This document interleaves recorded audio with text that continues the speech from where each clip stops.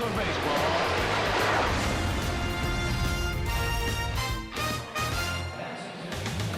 At Citi Field in New York, Pix 11 presents New York Mets baseball. Today the Mets play the Cincinnati Reds. New York Mets baseball is brought to you by Hyundai. There's no better time than now to see your Hyundai dealer.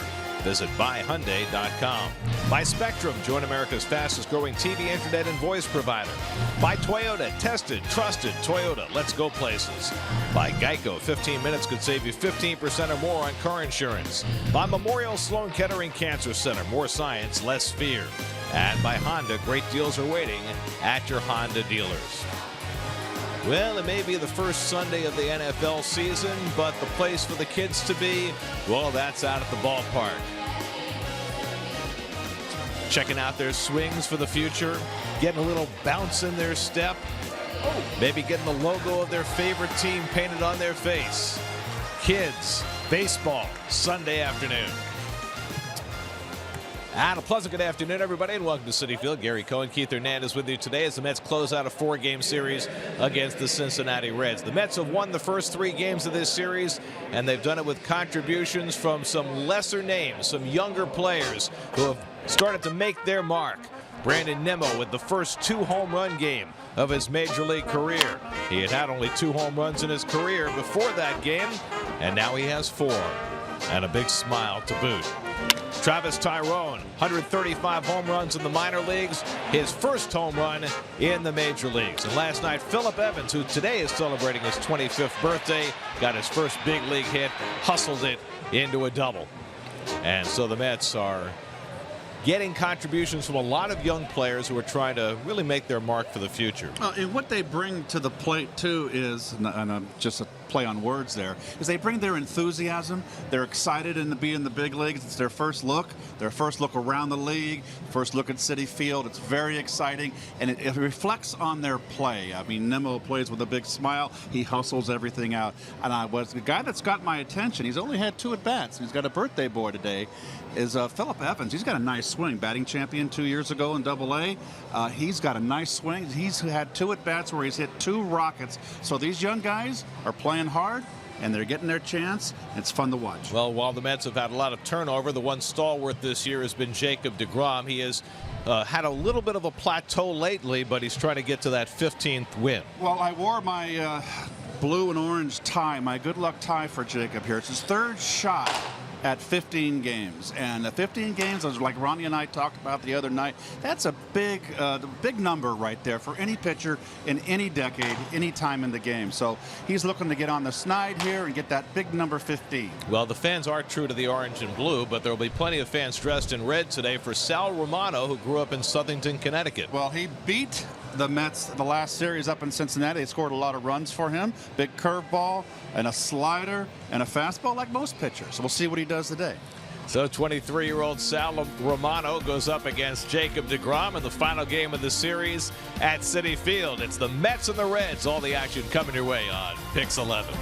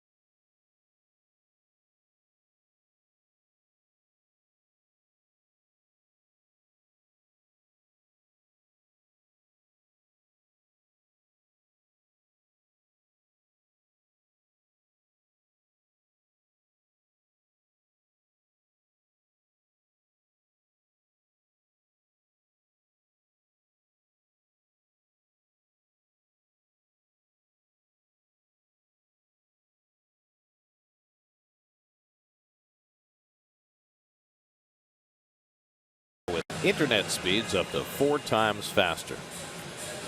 Themes of the game brought to you by Hyundai. There's no better time than now to see your Hyundai dealer. U.S. Open Finals this afternoon. Well, match point. Well, the last sweep at Citi Field. Boy, the Cubbies in 2016. Nimmo got a good top spin on that serve. He's on base 5-2-6. That's outstanding for the month. And DeGrom, the 6 losses. But he's going for number 15 today, folks. 7 train disgorging passengers to both sides of the street today. It's the Mets and the Reds on this side. We'll have the first pitch coming right up.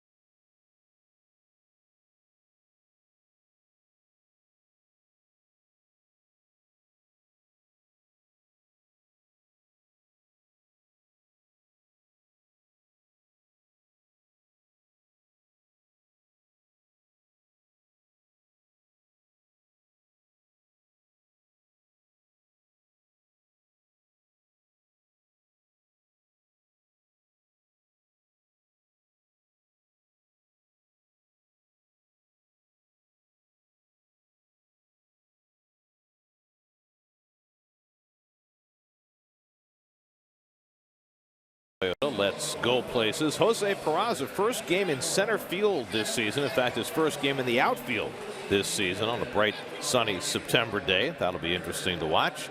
Adam Duvall, first game that he started this year that he has not hit cleanup. Dropped to number 6 in the order with a September slump. And Scooter Gennett, swinging the bat well, stays in the cleanup spot.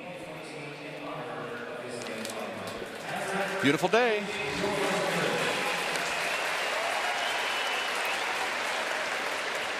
First game pre-game ceremonies in tribute to some of the heroes of 9/11. Tomorrow, the 16th anniversary of the 9/11 attacks. There's Jacob deGrom getting ready for his start this afternoon. Well, Jacob's having another fine season here. His last win was at Washington, where he pitched 7 2/3, gave up 1 run to beat the Nats. So he's had on a 2-game losing streak. He wants to put an end to that.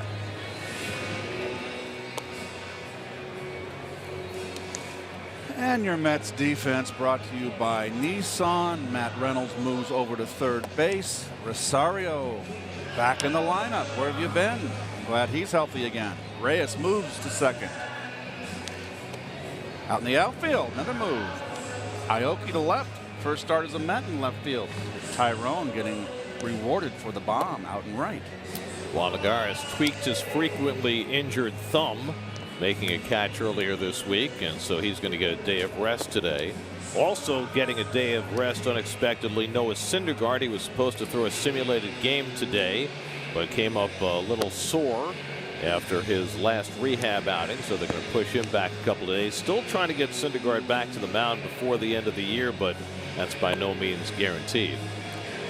And that leads us to the Mets health report, brought to you by Northwell Health. Look north. General soreness, not his arm or his line necessarily, but I guess the question has been often asked by fans and reporters over the last few weeks: is there value in Syndergaard going back to the mound before the end of the season? Well, I think you're going to be safety first with him. If he's got soreness in there, you want to make sure it's all worked out. He's 100%. And again, Gary, it's the third time I've said it. There's always a winter ball where he can get his work under not such a high-profile spotlight Manhattan glare. You know we're in Queens, right? Well, you know. DeGrom's first pitch of the day to Peraza is outside, and we're underway. Let's say Peraza started at shortstop a couple of nights ago, starting in center field today. He got some starts in center field for the Reds last year, but no outfield games this year until today. And he takes a strike 1-1. Peraza has started 112 games. He was the opening day second baseman for the Reds, played a lot of shortstop while Cozart was out, but doesn't really have a position right now, so they're moving him around the field. Billy Hamilton hurt, so Peraza in center. That's off the fists, and Reyes can't quite get there, and Peraza has a leadoff hit. Reyes got a very good break on that ball, and that was a soft liner and just enough to Jose's left where he couldn't take it, couldn't get it.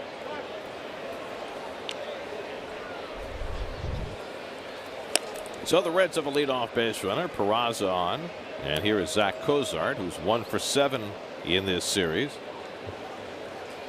Cozart in his first All-Star season, trying to maintain a high level down the stretch. He's got his batting average a shade over 300, and DeGrom misses high ball 1. Jake had a really rough go of it his last time out. Gave up 9 runs to the Phillies in 3 2/3 innings, the most runs he had ever allowed in a big league game. The odd thing about that start against the Phillies, though, was that he struck out the side in the first inning. Correct.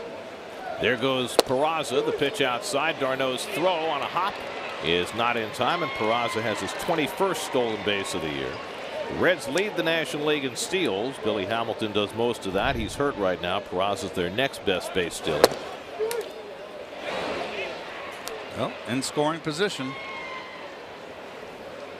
And that's the 17th stolen base DeGrom has given up in 20 tries this year. So a runner in scoring position with nobody out for the Reds.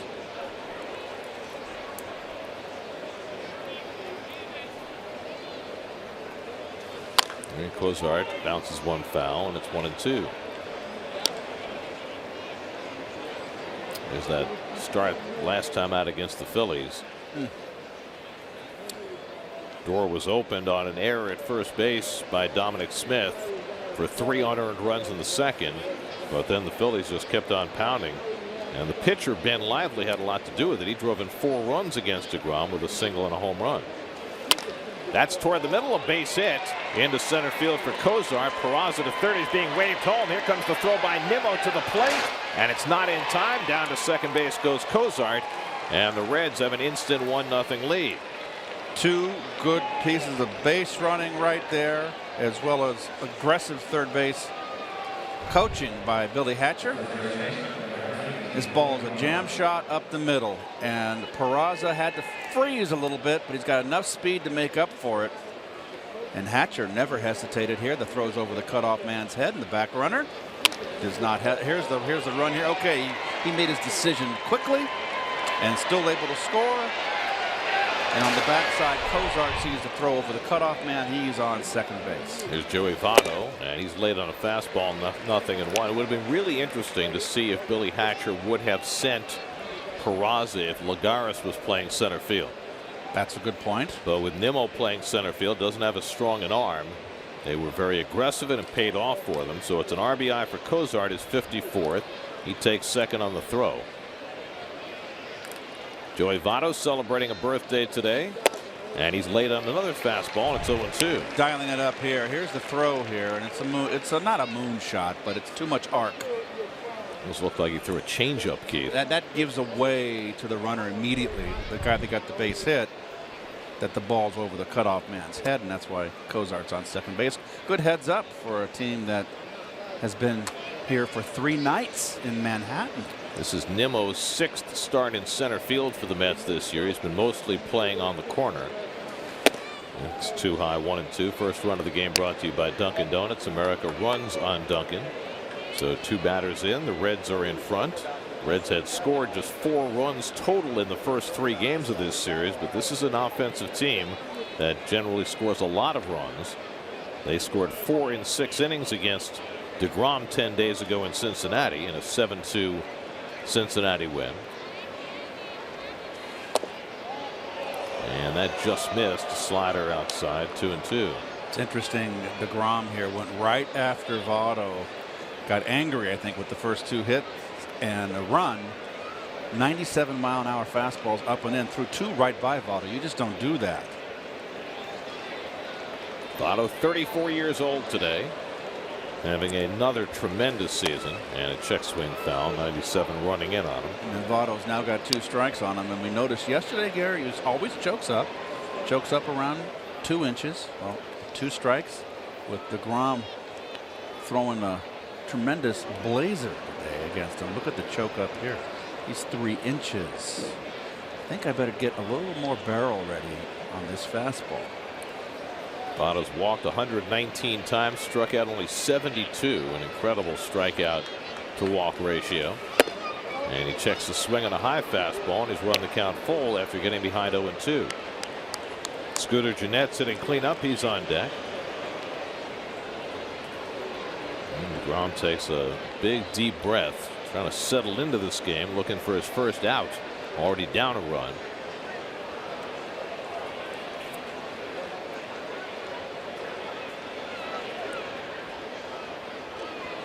Three-2 to Votto, and he tries the back door and missed it for ball 4. And Votto draws his 120th walk of the season. Oh boy, the guys with the good eyes and the reputation get that call. That could have gone either way. I thought it nipped a little black there, even though there's no more black border on the home plate, which is, I don't know why they took the black away from home plate. Give the umpire kind of a, on the corners, it gives them a contrast, the black and white ball, black border. Be easier to call the corners, don't you think, Garrett? I don't know, Keith. Never understood that. We got a rookie home plate umpire, Shane Livensparger, who's probably never seen a black border on home plate in his entire life. Here's Scooter Gennett with 2 men on. He bluffs the bunt and takes a strike. Livensparger has the plate today. Jerry Lane's the crew chief. He's at first. Dan Bellino and Marvin Hudson rounding out the crew. So 3 straight have reached against DeGrom to start the afternoon. Gennett hitting at .302 for the year. He's had a big September. He's hitting .469 this month. And so Brian Price keeps him in the cleanup spot today. He hit there yesterday with Duvall getting the day off. Duvall, who has been the cleanup hitter all year, back in the lineup today, but dropped to number 6. So Price with his team in an offensive rut in this series, moving things around a little bit. It's paid off already. Cozart at second, Votto at first with nobody out. Second straight hitter. DeGrom's gotten ahead 0-2. He lost Votto to a walk. And Gennett strikes out on the fastball, and Jake finally has his first out of the day. Threw it right by him. Just like the first 2 strikes to Votto. This is belt high inside corner.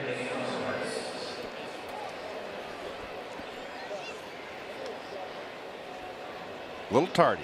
So Gennett will scoot back to the dugout, and Eugenio Suarez will settle in.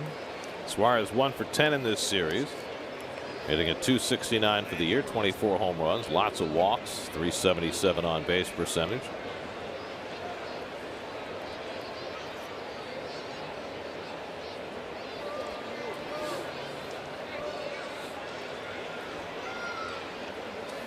And Suarez carves one down the right field line, just foul. DeGrom is really coming after the hitters inside here once he got in trouble. And let's not forget he went inside on Cozart too, who just kind of fisted a little bloop into center field. So he's making a statement right here. Here I am, coming at you.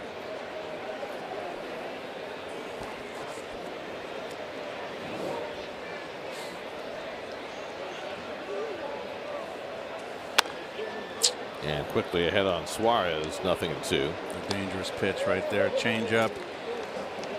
Had a lot of plate and was up.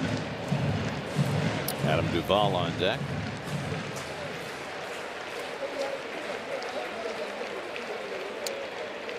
One of my neighbors just sent me a photo of the intercoastal waterway from our balconies in the high tide right now. It is, the water is elevated, Gary, down there in Florida. Well, that's on the opposite side of the state from where the hurricane is the strongest. Wish the best to everybody down in Florida, from the Keys all the way north. Yep.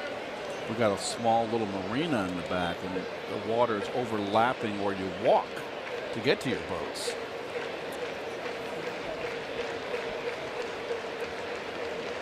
One-two to Suarez, and he fouled back the fastball. Suarez does one thing I've seen him these 4 games, and that is take a healthy cut. This is a Reds team that hits a lot of home runs, 195 for the year, ties them for 4th in the National League. And DeGrom has been vulnerable to the home run ball this year. It's been the biggest flaw in his game this season. 26 home runs allowed. Only 5 pitchers in the league have given up more. And it's by far the most he's allowed in any season in his career. Ahead 1-2 on Suarez. And he leaves that one away, 2-2. So a lot of pitches for DeGrom here in this opening inning. He's had to work.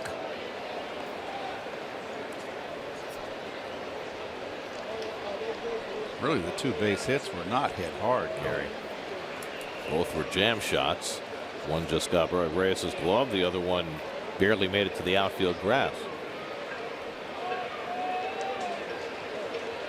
2-2 coming. Oh, and the slider just missed off the plate. Full count. I think that one might have bent, or was a front door, what you call a front door slider. This was intentional. Set up inside. You see the catcher?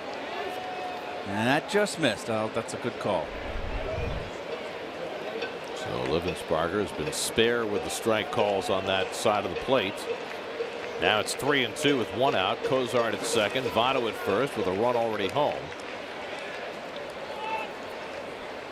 And they run. Suarez fouls off the pitch in on his fists.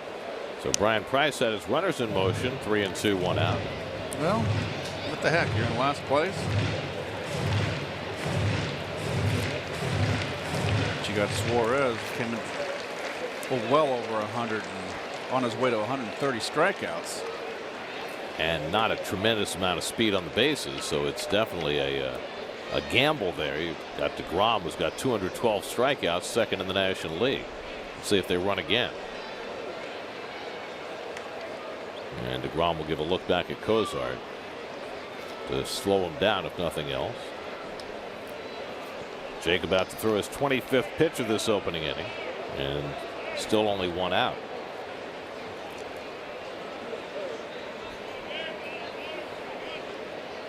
They run, and it's a walk, and the bases are loaded. Second walk of this opening inning. Well, Jacob DeGrom is going to set a career high for innings pitched this year. His goal is to get to 200, and he should be able to make that, but he has struggled lately, and here he is struggling in the first inning again. 2 years ago, he got to 191. Of course, he also pitched a passel of innings in the postseason. So 216 if you combine that. He's not going to get to there, but I like that word. What's that? Passel. Nice word. Like a whole bunch. It's a nice word for a whole bunch. Well, DeGrom has a passel of trouble here in this first inning. Cozart at third, Votto at second, Suarez at first, and the dangerous Adam Duvall, who's 0 for 7 in this series. As we mentioned, dropped to 6th in the order for the first time this year.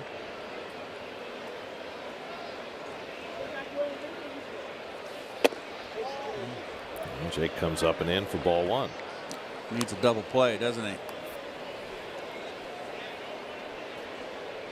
Not used to seeing him walk 2 batters in an inning.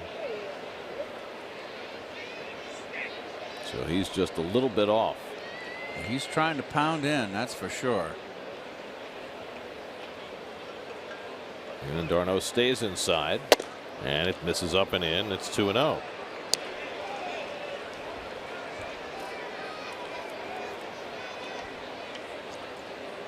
That one didn't quite have the mustard on it. Doesn't need to aim when you're struggling like this. You're trying to find the dish.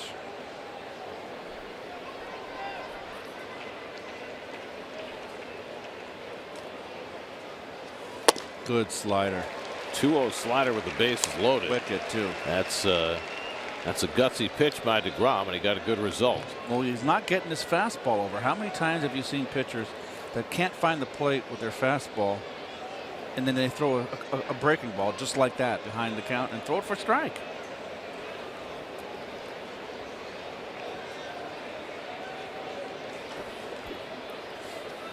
And Duvall chases another slider, and it's 2-2.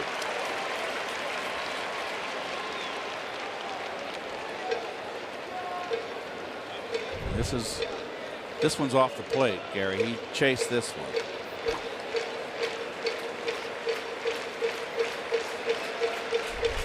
This is where you got the pitcher on the ropes here from an offensive standpoint. Can really put a hurt on him. 30th pitch of the inning from DeGrom, and Duvall lifts one to center. That should get a run in. Cozart tags at third. Nimmo makes the grab, and Cozart trots in with the second run of the inning. Sacrifice fly for Duvall makes it 2-0 Cincinnati. Another slider.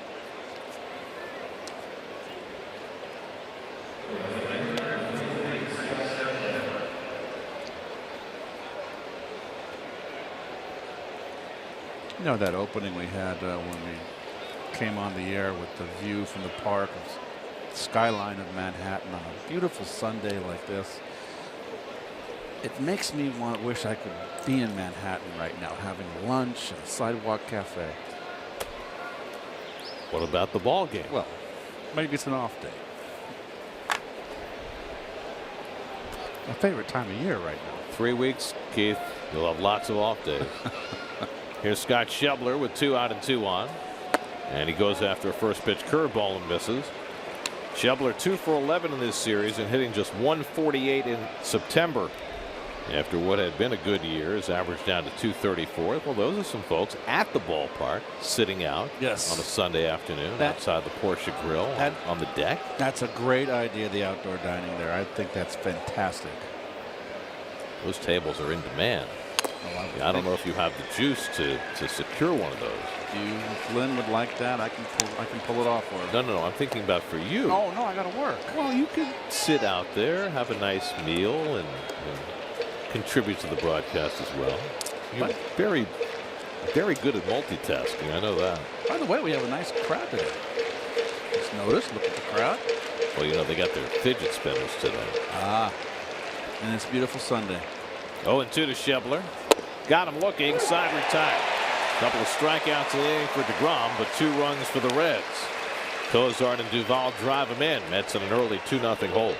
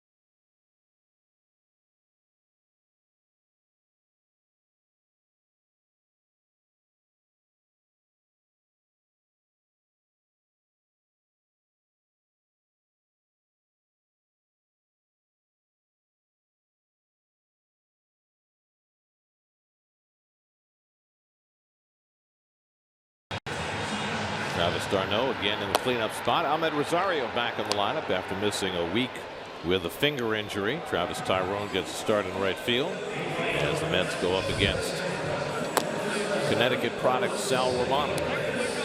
Well, his major league debut was back on April 16th. He lost the ball game to the Milwaukee Brewers and then was back down and didn't get recalled until July 6th. He's been up ever since. There is a huge contingent of Sal Romano fans out behind third base. Sal was born in Syosset, grew up in Southington, Connecticut. And those are some of his contingent.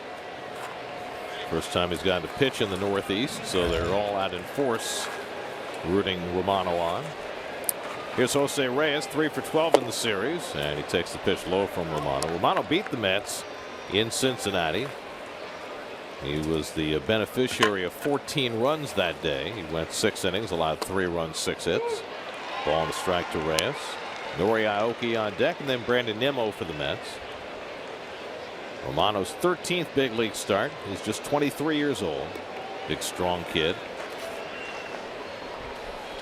Good slider. Not a strike.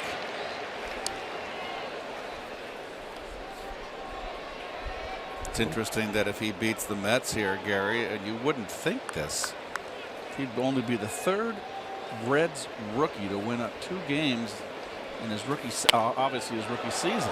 You would think with the Reds, who's had so much good pitching over the years, there'd be more. Well, of course, the last 20-some years since we've had the schedule the way it is, you only get 2 series a year between the Mets and the Reds.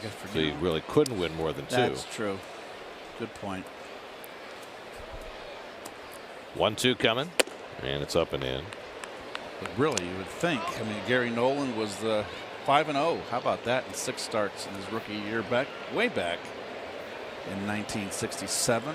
Didn't Nolan come up with Wayne Simpson the same year? Yeah, Simpson was later. That was 1970. Simpson had a great year. Nolan hurt his arm. Simpson hurt his arm. And then the Gullett came. Gullett hurt his arm. And 3 really powerful pitchers. 2-2 to Reyes, and the breaking ball fouled off. Well, Nolan came up when he was 19 years old. Won 18 games. Probably pushed him a little too hard, too fast. Yep. But he and Gary Nolan and Tom Seaver came up the same year, and it was very debatable as to who was the better prospect. That's lined into center field, and Reyes has a leadoff hit. So Jose continues to swing the bat well. An 8-pitch at bat there and a leadoff single. Good 2-strike hitting, Jose. Obviously not looking for a breaking ball here. Got a fastball away, but right up the middle. Well, Jose is finishing the season strong. Had a dreadful beginning to his year. First 2 months couldn't buy a hit. But trying to prove his worth, whether to the Mets or to somebody else for 2018. Same boat for Nori Aoki, who has done nothing but hit since he arrived with the Mets. He's hit in all 7 games he's played since the Mets picked him up. And he takes a fastball strike. Aoki with his 3rd team of the year. Started out with Houston, traded to Toronto, released by the Blue Jays, picked up by the Mets. Aoki actually has an 11-game hitting streak going back to his time in Toronto. He's the first Mets player to begin his Mets career with at least a 7-game hitting streak since Daniel Murphy, 2008.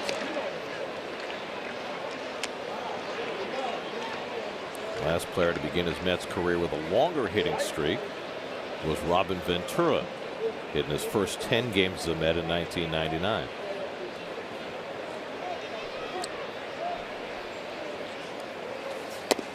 And a snap throw, and Reyes back easily. Barnhart threw behind him. Robin Ventura is a very underrated player. He was a heck of a player. He was a great player. He was also a great clubhouse presence for those Mets. Good guy. One of those guys you look back on and go, boy, I would love to have been a teammate of his and played with him. And it wasn't surprising that he became a major league manager. He had that kind of understanding of the game. Aoki pulls one down the line. That's a fair ball off the sidewall. Reyes will go to third. Aoki trying for second as Schebler gets to it. And the Mets have 2 in scoring position to start the first inning. So Aoki is now hitting all 8 games as a Met. Well, he is a line drive hitter. Gets that breaking ball just out of the reach of Votto. Votto made a diving stab last night, but was playing back behind the bag. Votto robbed Reyes in last night's game, but couldn't stop Aoki's ball. So the Mets down 2-0 early, trying to fight right back. Second and third, nobody out.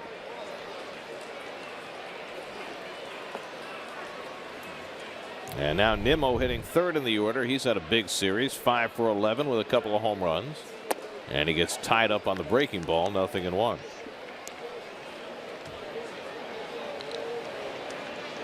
Brandon on this homestand, and this is the 7th and final game of the homestand, has gone 8 for 18. Mets have gone 5-1 on this homestand, and it's the young players like Nimmo who have fueled it.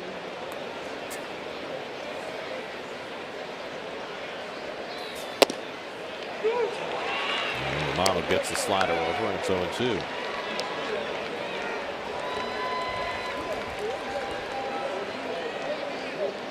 Travis d'Arnaud hitting cleanup again today. He's on deck.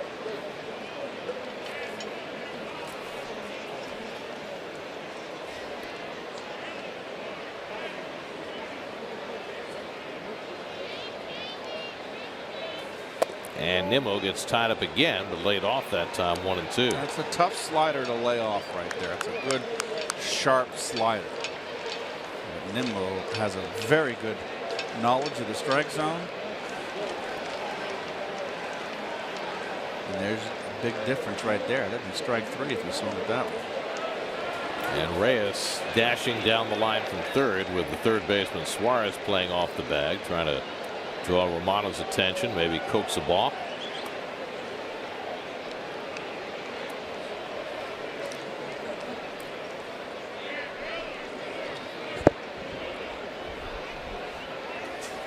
And Nimmo down on strikes for the first out.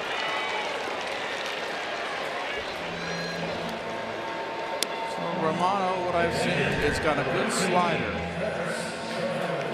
And if he can get this over, it's a good, tight, sharp slider. It looks like he's holding one with a spike grip, more like a curveball than a slider, but that's a hard pitch. It's a very hard, yes, hard slider, and it's a matter of if you can get that over, you will have success. So here's d'Arnaud, 1 for 4 in this series. Kevin Plawecki started last night, had a 2-run homer. d'Arnaud back in there today, 5th time he's hit cleanup. All of that in the last 2 weeks. And he hits a slow ground ball to Suarez. Reyes will score. Suarez throws out d'Arnaud, and the Mets have their first run. Slow ground ball by d'Arnaud brings in Reyes. It's now 2-1. Aoki winds up at third.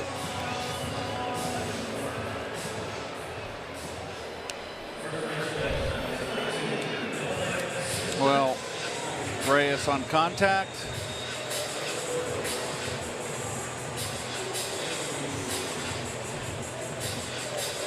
.43rd RBI for d'Arnaud. So it's 2-1 Cincinnati. And now Dominic Smith, who had a big 2-out RBI in the game last night, comes up with 2 out and a runner at third.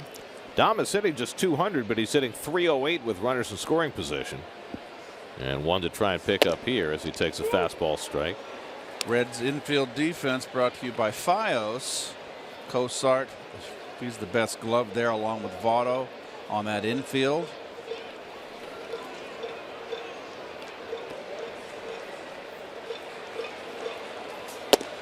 Late swing off speed pitch. The Fios outfield. Duvall out in left field, back in the lineup. Peraza in center. Schebler, I think, back in right field. That little experiment yesterday in center. He needs to be in right field. That's where he belongs. Could make the one nice catch in center. Yes, he did. 0-2 to Smith. And he fouls off the high breaking ball. Dom has hit in 4 straight games. As he said after the game last night, getting more and more comfortable with each time out. 100 at bats now in the big leagues. You're very fortunate to get a chance to play every day. You know, it's the luck of the draw. And it's this golden opportunity for these young players to show their wares.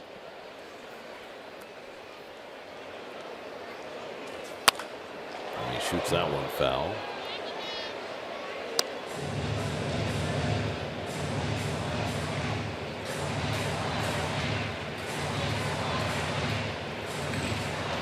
Romano had his start pushed back a couple of days. He's pitching on a full week's rest. Last Sunday in Pittsburgh, he suffered a small cut on his index finger on his pitching hand, so they wanted to give him a couple of extra days to rest.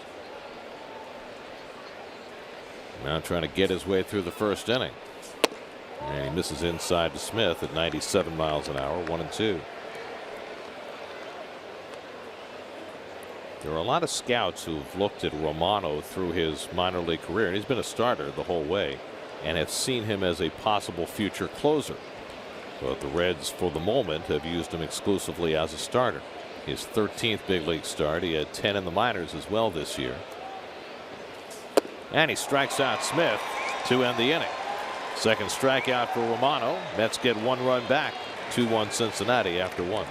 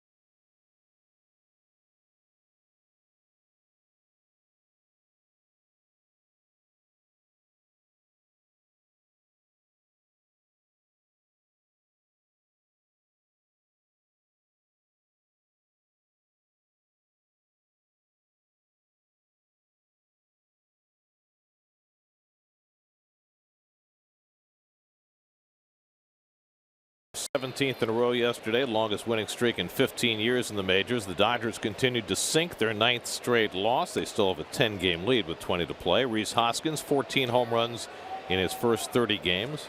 Phillies beat the Nats yesterday 5-4. Second inning, Tucker Barnhart leads off against Jacob deGrom, who threw 33 pitches in a 2-run first inning. Barnhart 2 for 7 in the series. And he takes it high, and Jake's behind 2-0. deGrom walked 2 in the first inning. Walks are not usually what he's all about, but his command has been off early. The pitcher Romano on deck, and Barnhart has a 3-0 advantage. And right now, deGrom all over the place with his fastball. Just not missing by much, but usually he's down in the strike zone. He's been up. Like there. A 4-pitch walk to Barnhart, the number 8 hitter, and his 3rd walk in the first 8 batters of the game.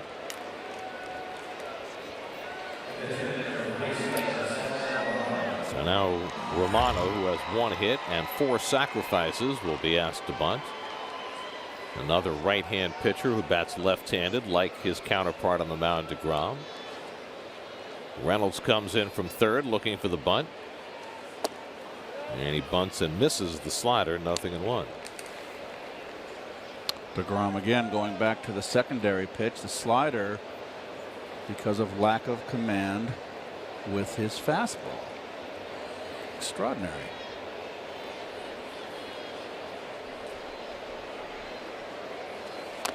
Another one. He's getting that over. What a game. What a funny game. Well, as Ronnie has said, sometimes if you go to plan B, sometimes plan A comes back. You would think best time to try and figure out that fastball command would be with the pitcher at the plate trying to give you an out. But he's gone with the secondary stuff to start Romano off. And now tries to finish him and gets him looking for the first out. Generous strike there from Shane Livensparger. Third strikeout for DeGrom.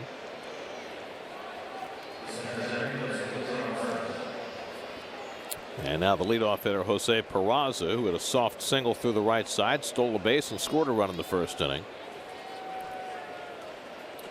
You know, DeGrom throughout his career has been almost invincible in the daytime. We've referred to him at times as the Sunshine Superman. Well, he's found a little kryptonite in the daytime this year. His overall career numbers are still extraordinary. He came into the day with a 1.94 lifetime daytime ERA, which is the best in modern history. This year, though, 3.52, a lot more pedestrian.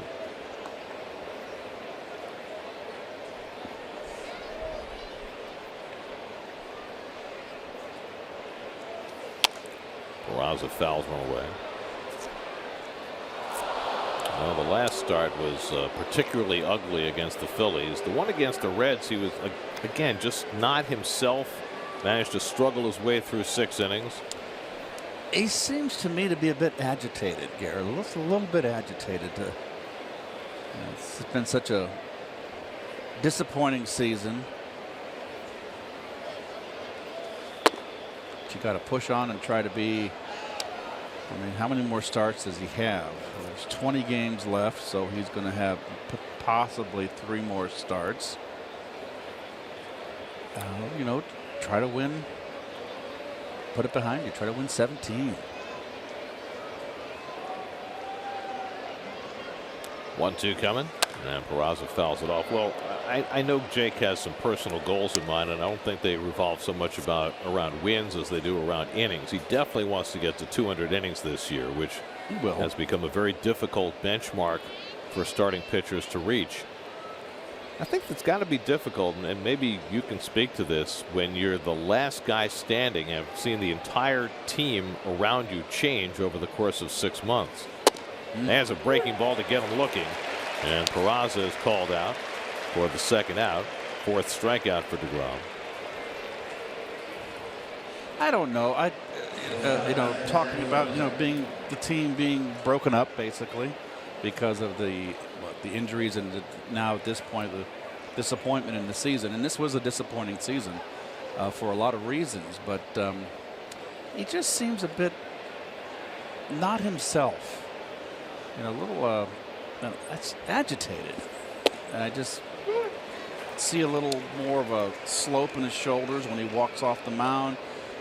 Not all season long, just recently. And you just got to finish strong. I mean, you can see the light at the end of the tunnel in the season. It's just right around the corner. Cozart had a base hit to drive in the first Cincinnati run, and he tops one foul. And it's a chicken and egg thing, right? If he were having more success on the mound right now, it's a lot easier to keep your demeanor positive. At the same time, though, when you maybe feel a little defeated is not the word, but feel as though everything's been crumbling around you, maybe that contributes to that mindset as well. Does everybody have their breaking point? And that's an exaggeration. Because DeGrom has always been a guy that we've admired. When he's struggled and he goes out there and he doesn't have his stuff, he guts it out, and he's done it enough. He's got a body of work, and we know what he's made of. So it just goes to show how this season, I think, has kind of frayed the nerves of a lot of the veteran players. Those that are left. And I guess that's the point. How many are left? Fly ball out to left. Aoki steadies himself and puts it away to retire the side. DeGrom gets around the leadoff walk. Still 2-1 Cincinnati in the second.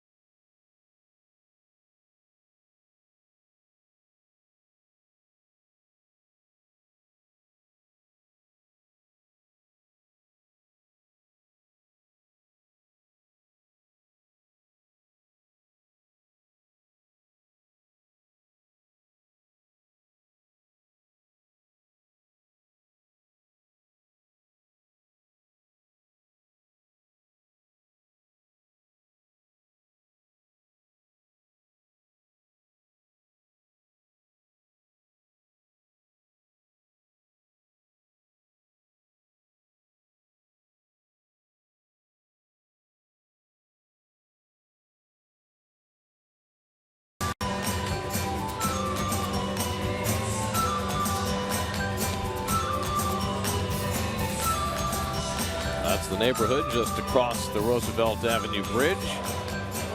Flushing, Queens.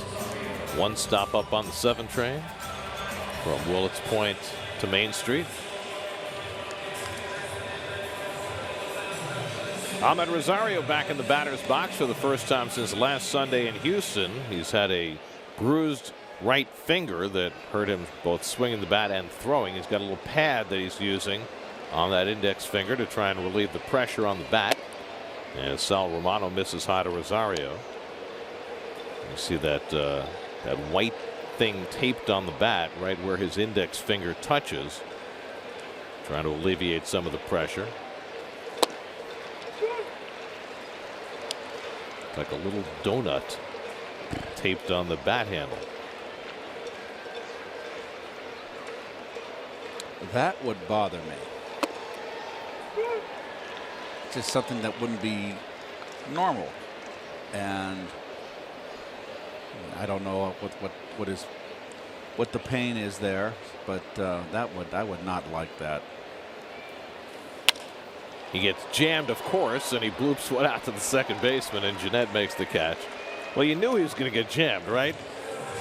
You have a hand injury, a finger injury, and that's what happens. I wonder what the philosophy is behind that contraption on his bat. Well, I think it's just to allow him the comfort to be able to grip the bat and play. If you can't grip, then don't play. Travis Tyrone takes a breaking ball for a strike. It's been a recurring thing with Rosario. He had the same thing in the minor leagues earlier this year, missed about 5 days. It's a bone bruise that they feel will heal completely once the season's over and he can rest it. But obviously he wants to play right now, given the opportunity with 3 weeks to go in the year, and he's doing what he can to stay in the lineup. 1-2 to Tyrone, who's making his 6th start. He's had a good series, 3 for 5 with a double and a home run. His first big league home run. Getting his first chance at age 28 and trying to make the best of it. He chases the slider, and Romano has his 3rd strikeout. Well, Romano is a diamond in the rough. He's got a good breaking ball, good hard breaking ball. You've seen a lot of the mid hitters first time through. And remember, there's not a lot of familiarity with Romano. Even if he was a veteran, you don't play him.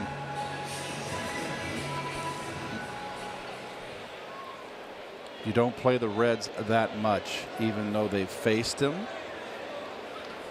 It's not like playing in division now. And he's got a sharp breaking ball, and guys are chasing.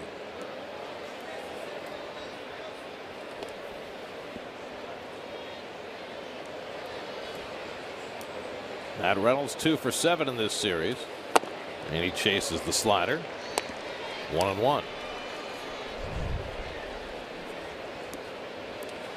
Well, it's fooling a lot of guys with it. Doesn't have to throw a strike with it right now. If they're chasing, he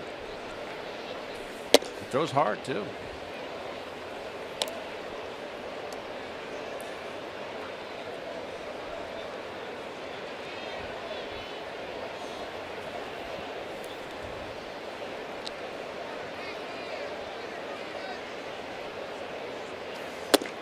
Yeah, Reynolds takes a fastball down the middle, 2-2.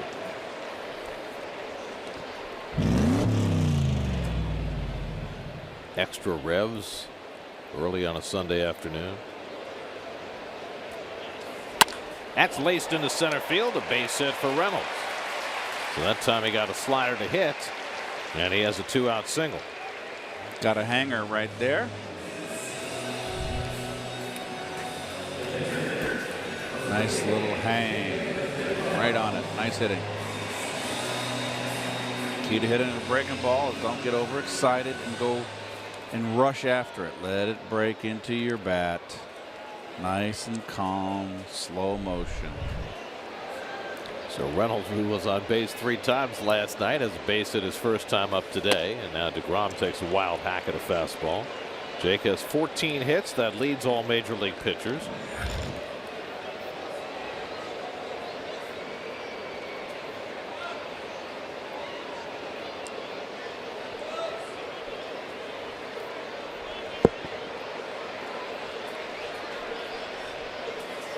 And he pulls that one on the ground, but Jeanette hadn't played well. And that retires the side. A hit and 1 left. We go to the third, 2-1 Cincinnati.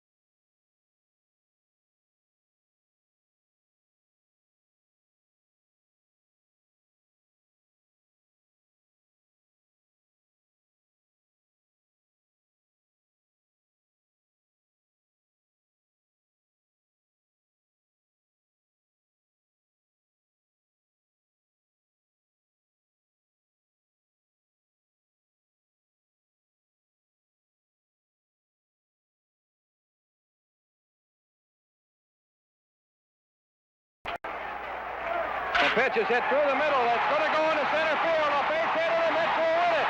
Coming around to score is Cleon Jones, and the Mets have won the ball game 3-2 on the base hit. So for the first time in the history of the New York Mets, they have gone into first place. For the amazing fans and the amazing Mets, the end of a dream and the start of a drama. For the Mets, having got here, would never let go. First place, September 10th, 1969. Kenny Boswell with the game-winning hit. How well put was that? The end of a dream, the beginning of the drama. That was beautifully put. Lindsey Nelson. Beautiful words. Of course, they drew away and won the division by 8 games. Swept the Braves in the league championship series. 4-1 over the Orioles in the World Series. I mean, they were never threatened once they went into first place. And remember, they were 9.5 games back just 4 weeks earlier. Joey Votto drew a walk his first time up. He leads off in the 3rd inning for the Reds. Look who's number 1. An enormous scoreboard at Shea Stadium over the right center field fence. And there it is on top where it should be. Number 1.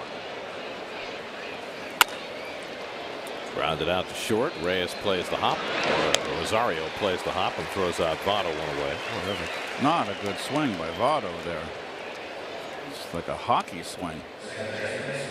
He is Canadian. I know. But he completely was fooled on that ball. No follow through or nothing. Can't be pleased with that at bat.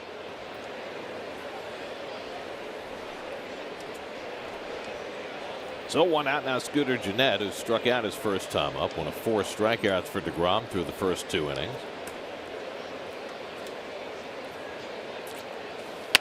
And a soft liner. Reyes bobbles it, still has time, and throws out Gennett. Reyes kind of half-hearting that short hop, but able to remain with it and get the out. I think he was a little bit fooled at the softness of the ball hit to him, but he stayed in front, and there you go, kids. You stay in front, the ball stays in front of you. You're able to recover and make the put out. Oh, actually the assist. It's better for the first baseman. He gets an extra put out. 2 out. Here's Eugenio Suarez, who walked his first time up. High speed pitch brought to you by Optimum. Now with internet speeds up to 4 times faster. It's a tie.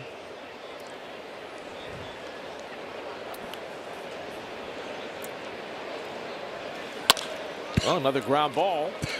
Rosario handles this one cleanly, and it's a very quick inning for DeGrom. He gets them out on just 7 pitches on 3 ground balls. That's more like it.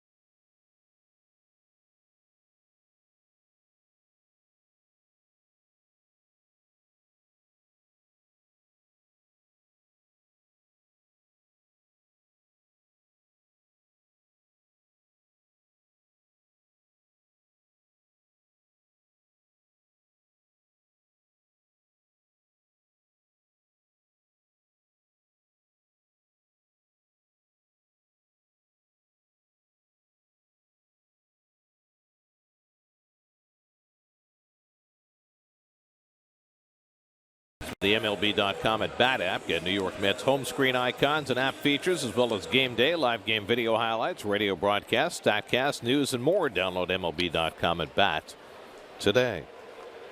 First game, nice day for it. Those are the Guilfoyles. Oh. Hi, Gerard. Gerard.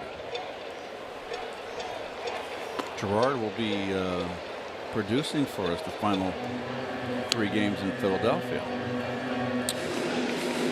2. Oh, I'm sorry. Greg has to show up for the finale.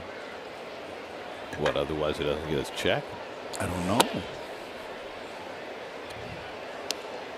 Jose Reyes leading off in the home third. Reyes had a base hit and scored the run for the Mets in the opening inning. And he bluffs the bunt and takes a strike from Romano. 2-1. Reyes, then Aoki and Nimmo for the Mets in the third.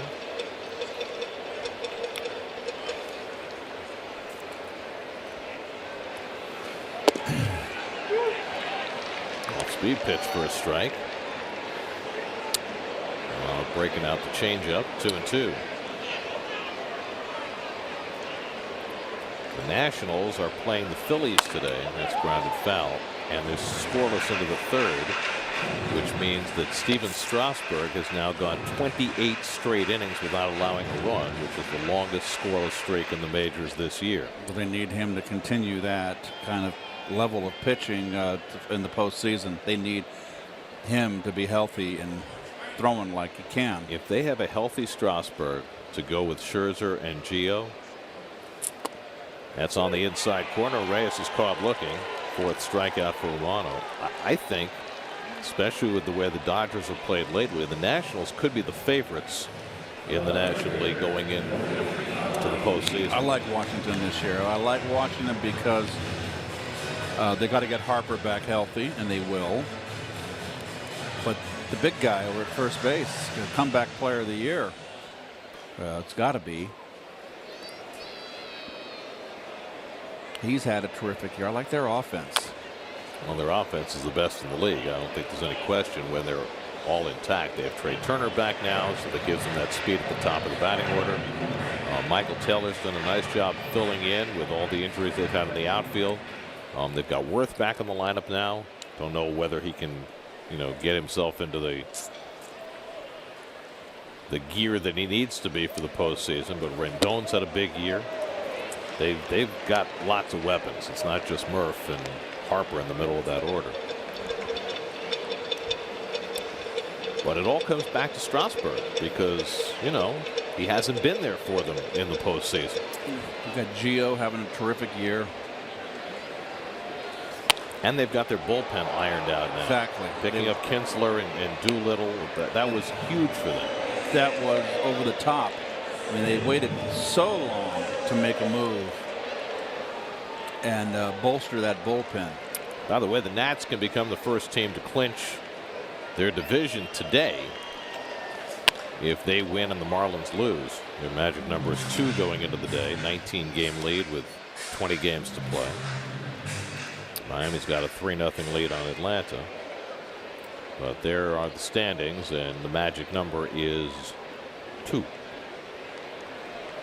It's early, 3 weeks to go. To me, that's the only danger. You clinch with 3 weeks to go. You coast for those last 3 weeks. Well, you can rest your players. I know that in '86, Davey rested me. I mean, I only drove in 83 runs that year. I think I had a little tweak of something late in the season and enabled Davey to sit me down. I wasn't happy going into the postseason with just 83 RBIs that year, but I did hit 310. But to me, the RBIs are much more important. They were more important in October than in September, though. It's true. 1-2 to Aoki, and he carves one down to third. Suarez has got it and slings it at first in time to get him. 2 out. So Romano's retired the first 2 in the third.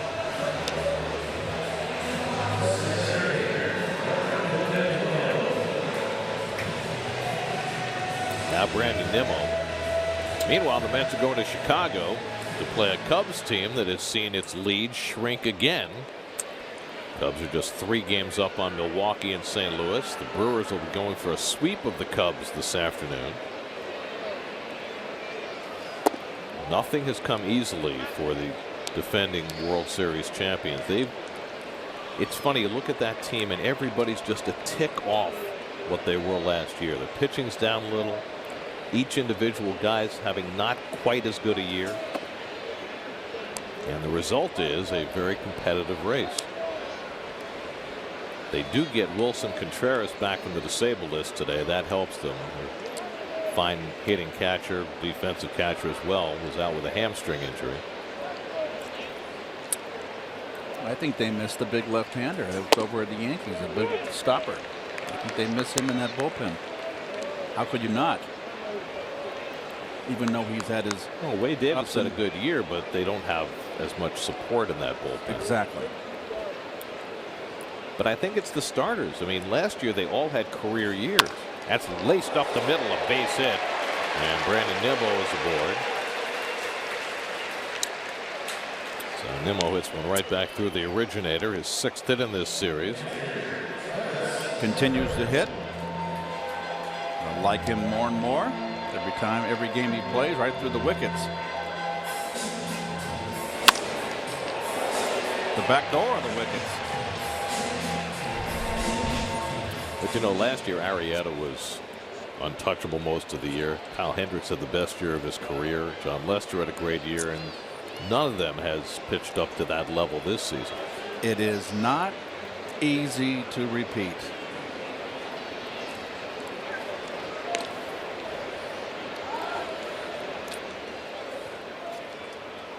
There are the standings up to the moment. The Cardinals are the stealth team there. They couldn't get out of their own way most of the year, but they played very well lately. They won 6 of 7, and they're hanging around. Had some young starters in their rotation lift them, like Luke Weaver. Pitch taken outside, ball 1. But when we were there earlier in the season, there was talk of the manager, Mike Matheny, getting fired. He was the general manager at the time. You could pronounce it better than me, Gareth. Basically called the team on the carpet, the manager on the carpet.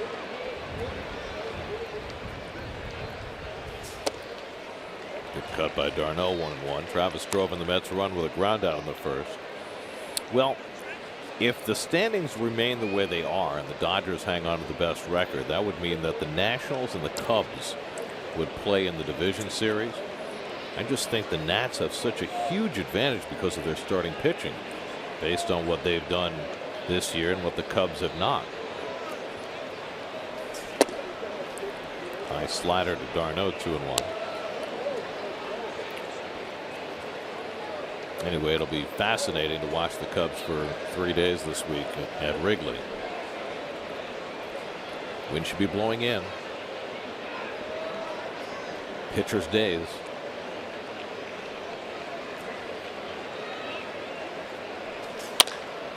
Darno smacks one foul. It's 2-2.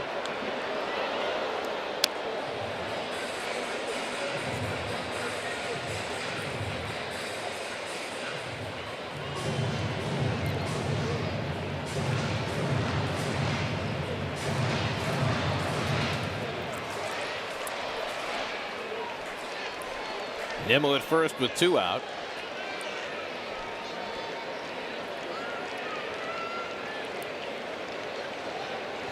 Two from Romano, and a soft tapper to the right side. Nobody's there. Jeanette won't get there in time. It's an infield hit for Darno. Once it got past the pitcher, with Jeanette shading over toward the second base bag, there was nobody home. And Darno has an infield hit. Nope, there's those shifts, and it's way up the middle, and look at that, wide open over there on the right side. I mean, Darno is here. Correct me if I'm wrong. Have we not seen Darno of this whole month in late August going to right center field? Why in the world would you play him up the middle like that? Old scouting report.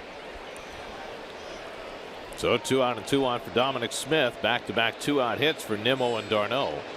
And now Smith trying to cash in after striking out his first time up.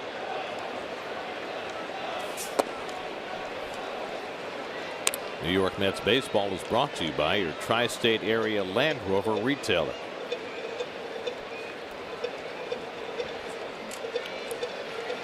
Smith trying to go above and beyond and cash in a 2-out RBI. That's down 2-1 in the third.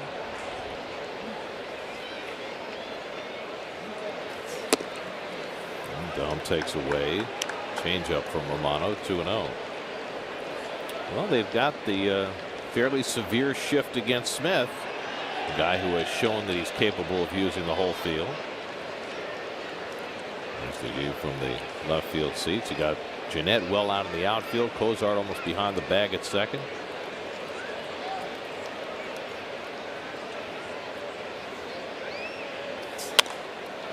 Well, shoot one that way. It's 2-1. Oh, nice catch up there. Brought his glove.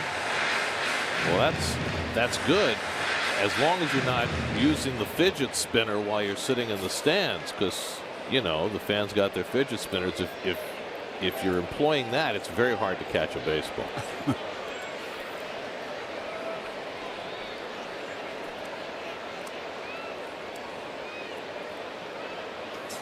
It's like Bob Murphy used to tell me, when a ball would be hit back near our booth, he would always try and get out of the way, because Murph would say, you can't catch a baseball with a ballpoint pen. Murph, of course. Kids brought their gloves, saved the fidget spinners for later. Got the sunglasses on the head, just like the ball players wear them. 2 out, 2 on, 2-2 to Smith. And Dom takes a slider at his feet, gets behind Barnhart, but not far enough for Nimmo to make a break. And now a full count to Dominic Smith. Second time through the order for the Mets hitters. Notice how they're laying off that hard slider in the dirt. A little better this time around. That kind of slider he's throwing gets your attention. And you know that if you keep chasing, you've got no chance. You're going to have a big old caller at the end of the day. Nimmo and d'Arnaud get set to run. 3-2 coming to Smith. And he hits it hard. Jeanette to his right, can't get it, base hit. Nimmo comes in with the tying run. d'Arnaud goes to third. Dominic Smith cashes another 2-out RBI. And the Mets tie the game at 2.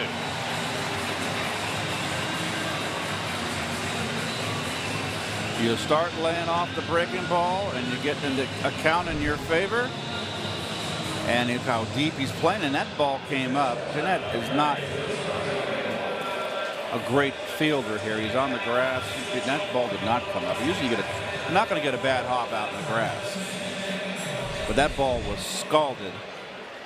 And you're right, Gary. Another 2-out RBI for the big guy.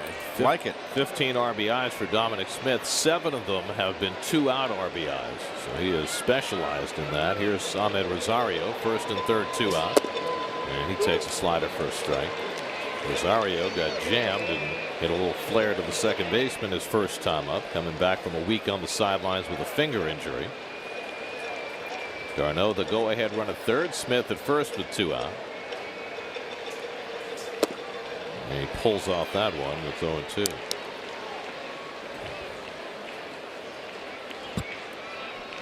Well, there's that contraption taped around there. It's probably a cushion. Right where his index finger lies. Right, it's probably a cushion, but you know what? It's foreign, Garrett. And he strikes out on 3 pitches to end the inning. 5 strikeouts for Romano, but the Mets get even on Dominic Smith's 2-out RBI hit.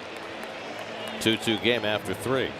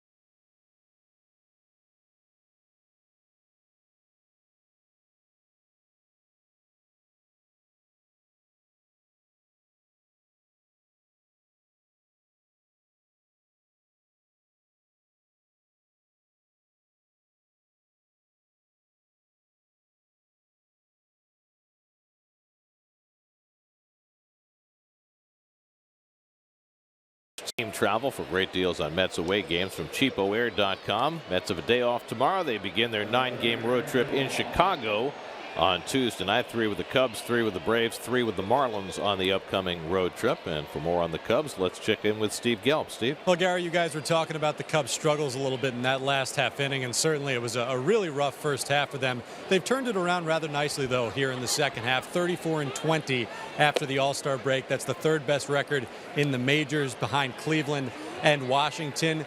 Their starters' ERA has been one of the big changes. They had a 4.66 ERA as a group in that first half, 3.36 in the second half. That's 2nd best in the National League. And recently, offensively, Kris Bryant has been on fire since August 3rd. Every game he's started, he's reached base, has an OPS over 1,000 during that stretch of time. So Kris Bryant, as hot as they come by the time the Mets get in there this week.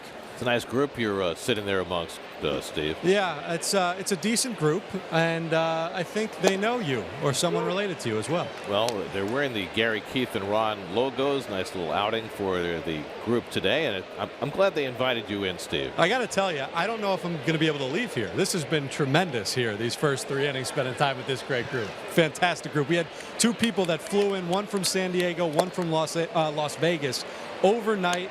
They're flying back tonight out here just for this one game, and more energy than I have, and I've been here all week. Well, there you go. Thanks, Steve. You got it. Adam Duvall leading off against Jacob deGrom in the 4th inning in a 2-2 game. Duvall drove in a run with a sacrifice fly in the 1st inning. And deGrom strikes him out, and Jake, as he often does, starting to find his groove after a rough 1st inning. Jake's now retired 7 in a row. Well, there's the lowest starters ERA since the All-Star break. The overall numbers for the Cubs starters, not pretty, but it's been getting better. And, you know, Steve mentioned Bryant, and, you know, the defending MVP, his OPS has risen, no question. There's a chopper over the mound by Schebler, moving in Rosario. He can't make the play, and Schebler is aboard. Rosario playing alone on that left side, the only man who can handle that. That'll be an infield hit for Schebler. And if he makes the play, he's got the out. Just didn't get the glove down. Talking about Bryant, last year 39 home runs, 102 RBIs. This year 25 home runs, 59 RBIs. So even though the OPS numbers are similar to what they were last year, the production is way down. I'm not a fan of his swing. To be honest with you, Gary, he's an MVP. I get it. But I think he's got a lot of holes, and you can pop him up and in. But what do I know? He's a heck of a player, there's no doubt about it. You're an MVP, you're an MVP, but I want to see more of it. I think Bryant is a really good player, but to me, the heart and soul of that lineup is Anthony Rizzo. Well, Rizzo's like, to me, he's built like Jimmy Fox. He's big. Jimmy Fox is a little stockier, and Rizzo's obviously a lot taller, but he stands on top of the plate. He's the one guy in that lineup I do not want to face with the game on the line. Rizzo this year 31 home runs, 102 RBIs, over 100 RBIs for the 3rd straight year. Schebler runs as Barnhart fouls it off. Seems like a nice kid too.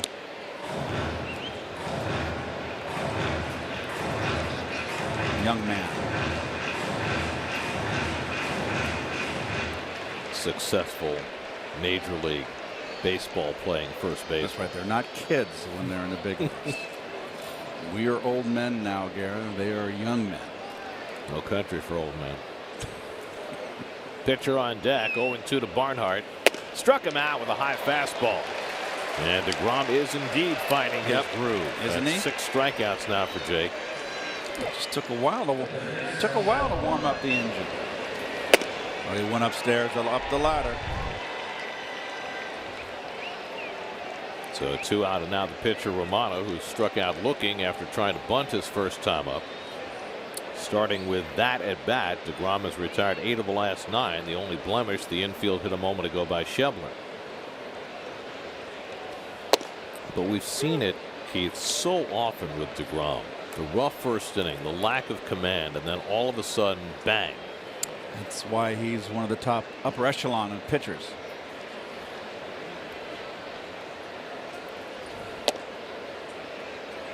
This is with a curveball, and it's 1-1. Romano's a big guy.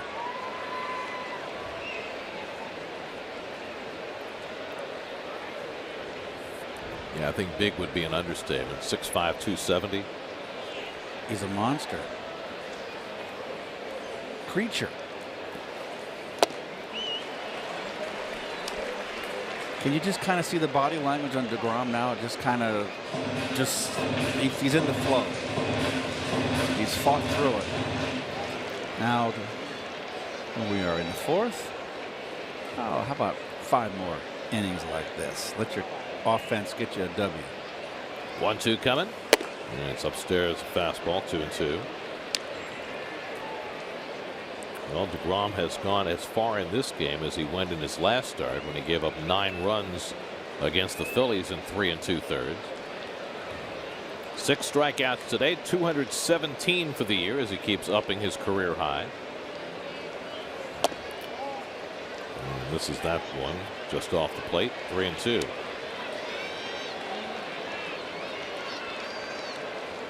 Hernandez and DeGrom together. Friends. Yeah, it's perfect. 2 generations. It's too bad, you know. When was DeGrom born? I was born in '53. Oh, nice strike. Beautiful. 7 strikeouts for DeGrom. He fans 3 in that 4th inning. After the Mets tie up the game, DeGrom takes care of his business, and the Mets have come back to the plate in a 2-2 game.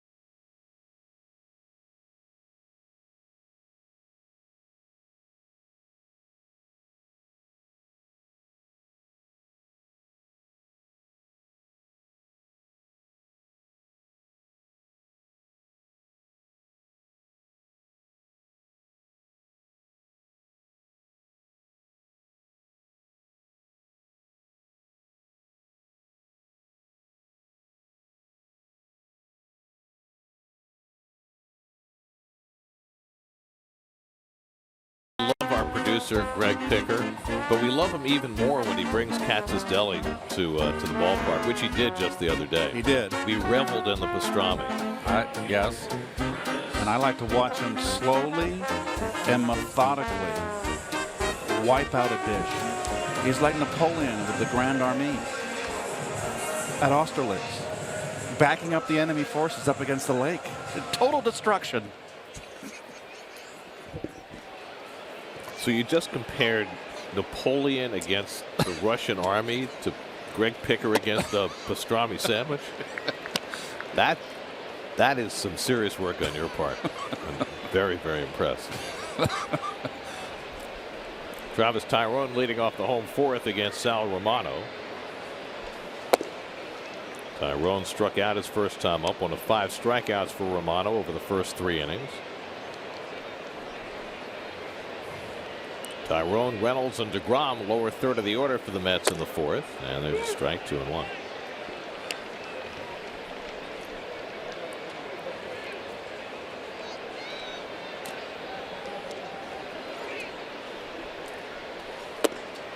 There's the good slider.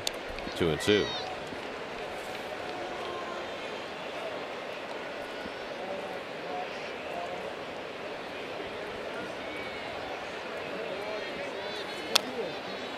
Tyrone able to waste that one away. Travis Tyrone out of Cal Poly Pomona. Not to be confused with Cal Poly San Luis Obispo. Slider gets him looking, and that's 6 strikeouts for Romano. Second time he's gotten Tyrone today.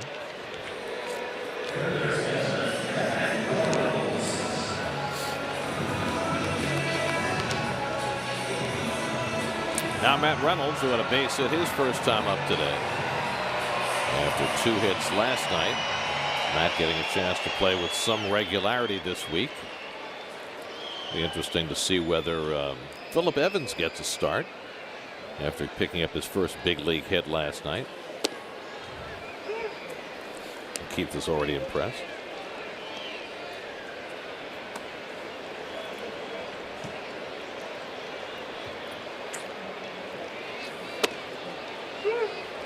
And quickly 0-2 to Reynolds. Sal Romano, born in Syosset, grew up in Southington, Connecticut. Big fan contingent here today. A lot of pitches early in the game for Romano. And he fires that fastball outside. Hasn't walked a batter, but he struck out 6 and given up 6 hits over the first 3 1/3. He's pushing toward 80 pitches in the 4th inning.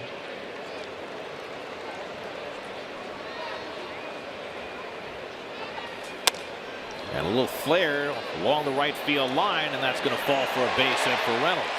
Just reaching out and flicking that slider into right field, and Reynolds is 2 for 2.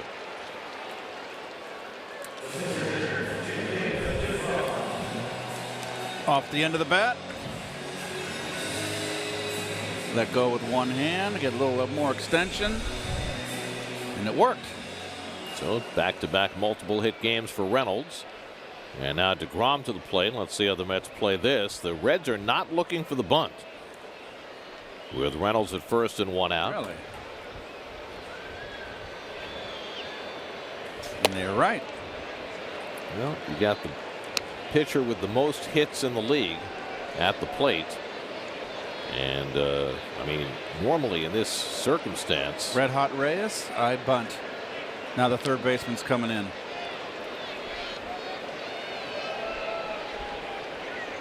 wasn't bunting first pitch, but he is bunting now. But the pitch is up and in, and it's 2-0.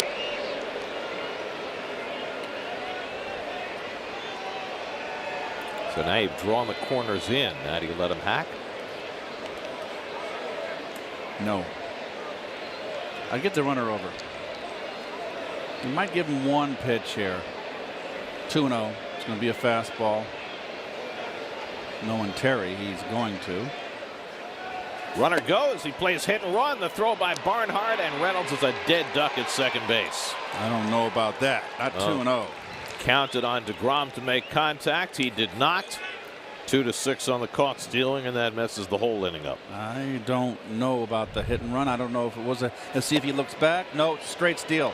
Reynolds never looked back, so it was a straight steal. He probably stole on his own, and he will probably be told that was not a wise thing to do.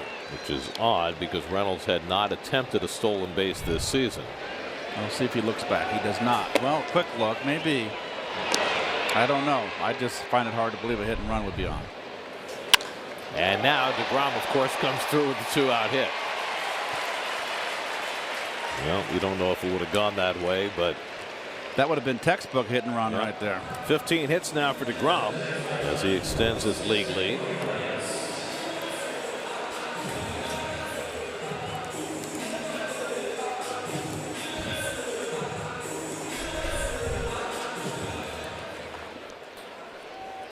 So 2 out and a runner at first for Reyes. It's now with 8 hits against Romano. 7 of the 8 have been singles. The only extra base hit was Aoki's double in the first inning. Reyes is 1 for 2.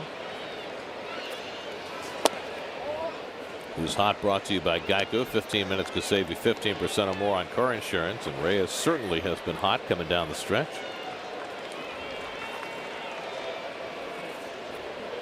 Including a 2-home run game earlier in this series.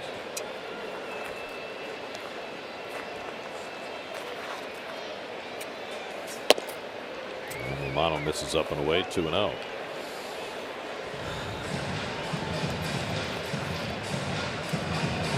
Well, Romano hasn't walked anybody. He's just given up a lot of hits. And he struck out 6, which absorbs a lot of pitches. That's why he's up to 85 now in the 4th inning. No warm-up action for the Reds. Romano threw 95 in 5 2/3 his last time out in Pittsburgh. We mentioned he suffered a cut on his index finger in that start. That's why he's gotten a couple of extra days. No evidence of that being a problem today. Reyes hawks one foul, and it's 2-1. Place your 2018 Mets season ticket deposit today. Mets season ticket plans lock you in for all the big games, including opening day and the Subway Series. Plus, you get the opportunity to select your 2018 seating location this November during the online Select a Seat. Place your deposit today at Mets.com/deposits.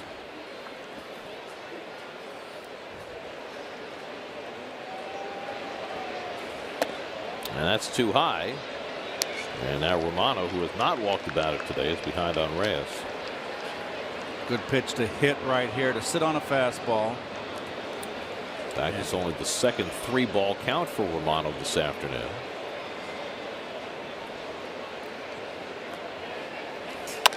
And Reyes pops it up. Shallow center. Cozart out to call. And that retires the side. Mets get 2 hits in the inning, but Reynolds caught stealing at second base. Tucker Barnhart, who has the highest percentage in the league, guns down another. Keeps it a 2-2 game.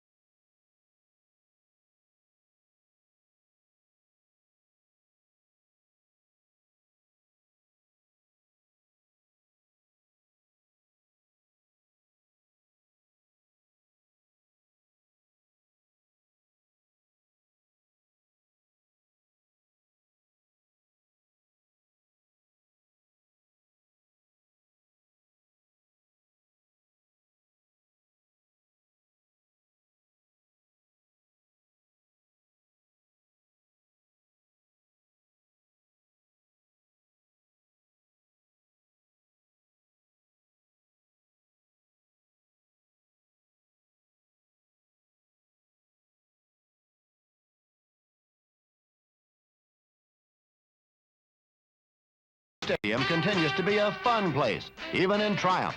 From banner day to helmet day to camera day, there's always close rapport between fans and stars.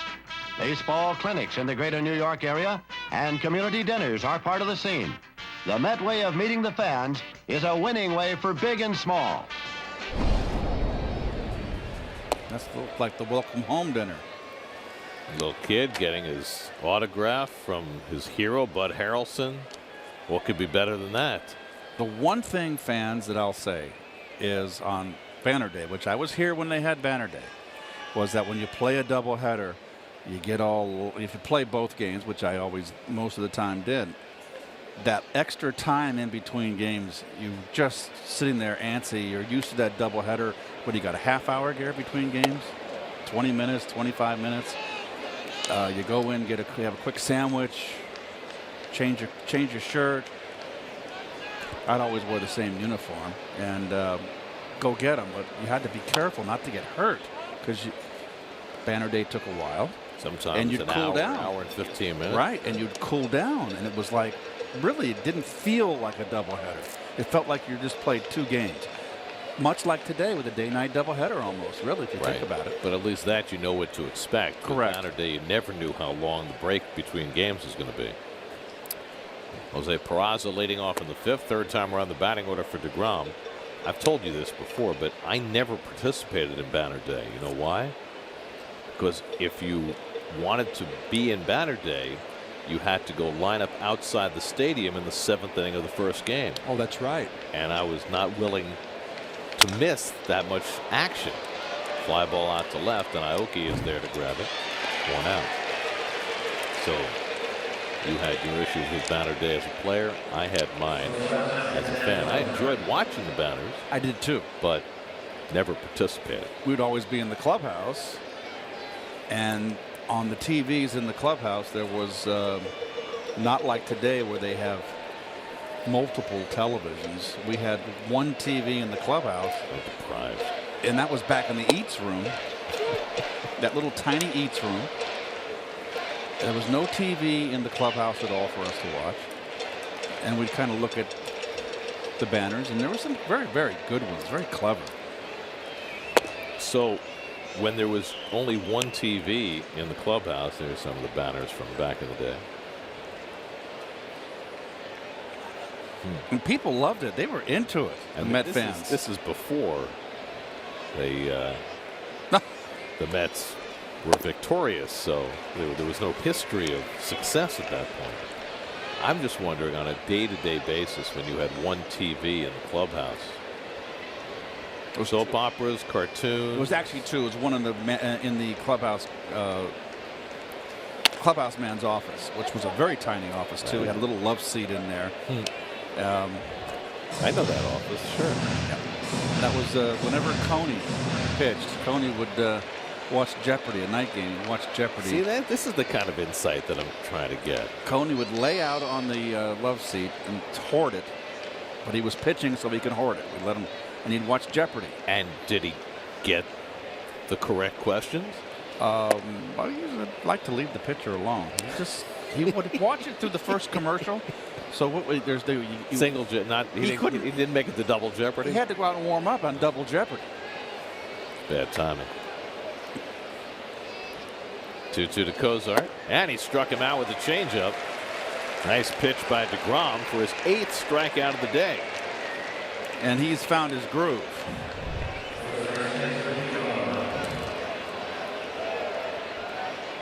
Isn't it it's amazing, huh? The first couple innings, DeGrom was really laboring. And now he's like a computer. Just put in the data and he'll spit it out. Retired 11 of the last 12. And he overpowers Votto with that first fastball. Not the first time he's done that today. First at bat in the first inning, he threw 2 fastballs right there, up and in, past Votto. And he ended up walking him, and then Votto grounded out in the 3rd. And he lifts one foul, and DeGrom's ahead 0-2.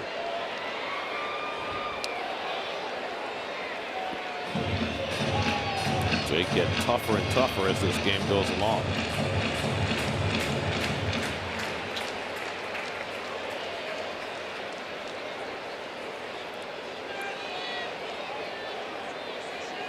Oh-2 coming to Votto. Another weak ground ball. Reyes handles this one. And it's a 1-2-3 inning for DeGrom in the top of the 5th. Halfway through at Citi Field, Mets and Reds tied at 2.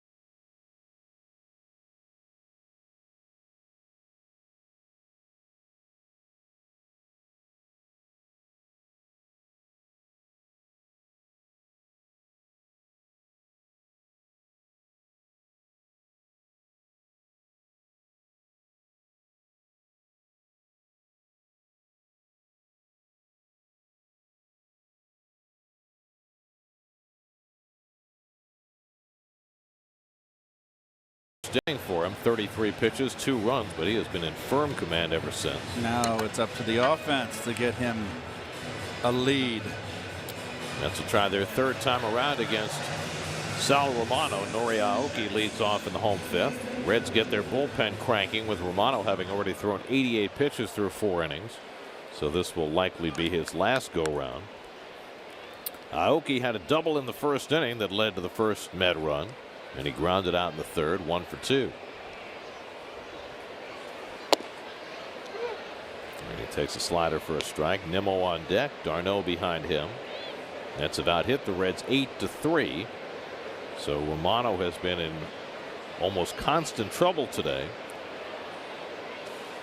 And Aoki drills that one right at Votto. Well, he got one by Votto down the line his first time up, but not that time. 1 away. Brandon Nimmo coming up. We check in with Steve. Well, guys, we saw both Cozart and Votto hit in that last half inning. And when you talk to Cozart about his career with the Reds so far, he references Joey Votto as someone that he's learned a lot from. And the number one thing he says he's learned is how to never give an at-bat away. Votto in the on-deck circle, according to Cozart, whenever it's a game that might be out of reach, either they're up 5 runs, down 5 runs, if he ever feels that Cozart did not take an A swing, is not approaching his at-bat the right way, he will actually yell to him from the on-deck circle to get his head in the game. And Cozart said that over time, that has really stuck. He's constantly worrying about Votto behind him, and he's putting his all even more so into those at-bats. You learn from the greats. You always can pick things up from veteran players. You pay attention. You try to emulate. Now, did you have to yell it to Wally from the on-deck circle to tell him to concentrate? No. I didn't think so. Wally had complete concentration. And Lenny and Mookie. And when also, you know, in the clubhouse, they weren't playing video games or had the earphones on, tuning out like Timothy Leary, Dr. Timothy Leary. Tune out. Yeah, I got you. Wasn't going to delve much deeper into that.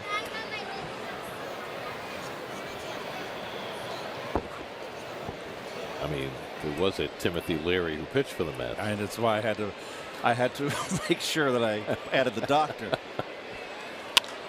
Nimmo lofts one along the line, a long run for Duvall to the sidewall, and he makes the catch. That's a terrific play by Duvall, who had to come a long, long way and then slam on the brakes to make the play on Nimmo for the second out. That's not an easy foul line to negotiate. Both sides, right and left field. Difficult for those corner outfielders. But well padded. So Romano has a chance for his first 1-2-3 inning of the day as he takes on Travis d'Arnaud, who had an infield hit his last time up. Interestingly, they're not playing as severe a shift against d'Arnaud this time. He dribbled one to the right side and hit it right into where nobody was playing. At that point, Votto was holding a runner on base, so he wasn't available, and Jeanette was shaded all the way over to the bag.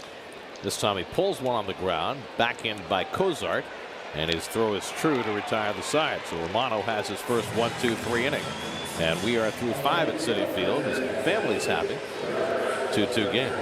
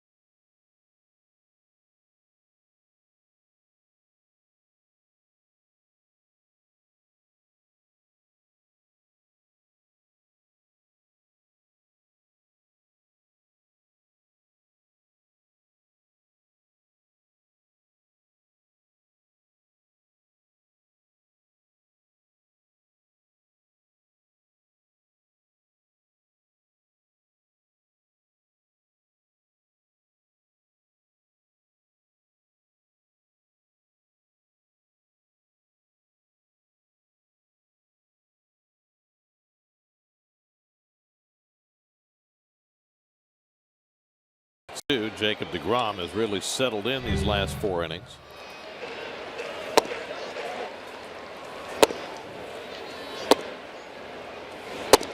Well, a little bit of everything. He got the slider. The slider got him back in the groove, Gary. Remember, he could not get that fastball over. And there's finally, he gets a strikeout on the changeup. The lone strikeout with that sinking change. So the slider, he was able to get over. Was enabled him to find his groove. And now he's on a roll. He's retired 12 of the last 13. Scooter Gennett is 0 for 2, struck out and grounded out. Good slider right there. Tip on the slider, 1-1. It's like 2 different pitches. You know, that first inning he walked 2 batters, gave up a couple of runs. Then he walked the leadoff hitter Barnhart on 4 pitches to start the second. But from that point on, he has been money. Only base runner in that stretch, an infield hit by Schebler. Oh, up and in. He has got, from the beginning, against the left-handers, he's got a good groove up and in. Using groove too much. He's been popping that fastball up and in the lefties, and they can't touch it.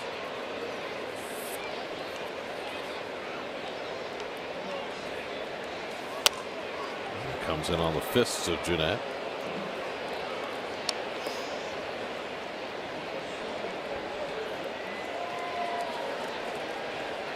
Eight strikeouts over the first 5 innings for deGrom.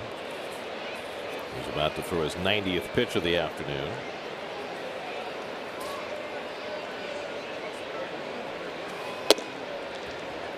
Changeup misses 2-2.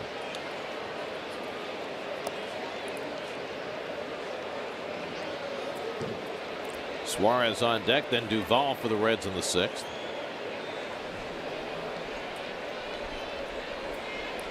Two coming, and Gennett lofts one out to right. Tyrone battling the sun.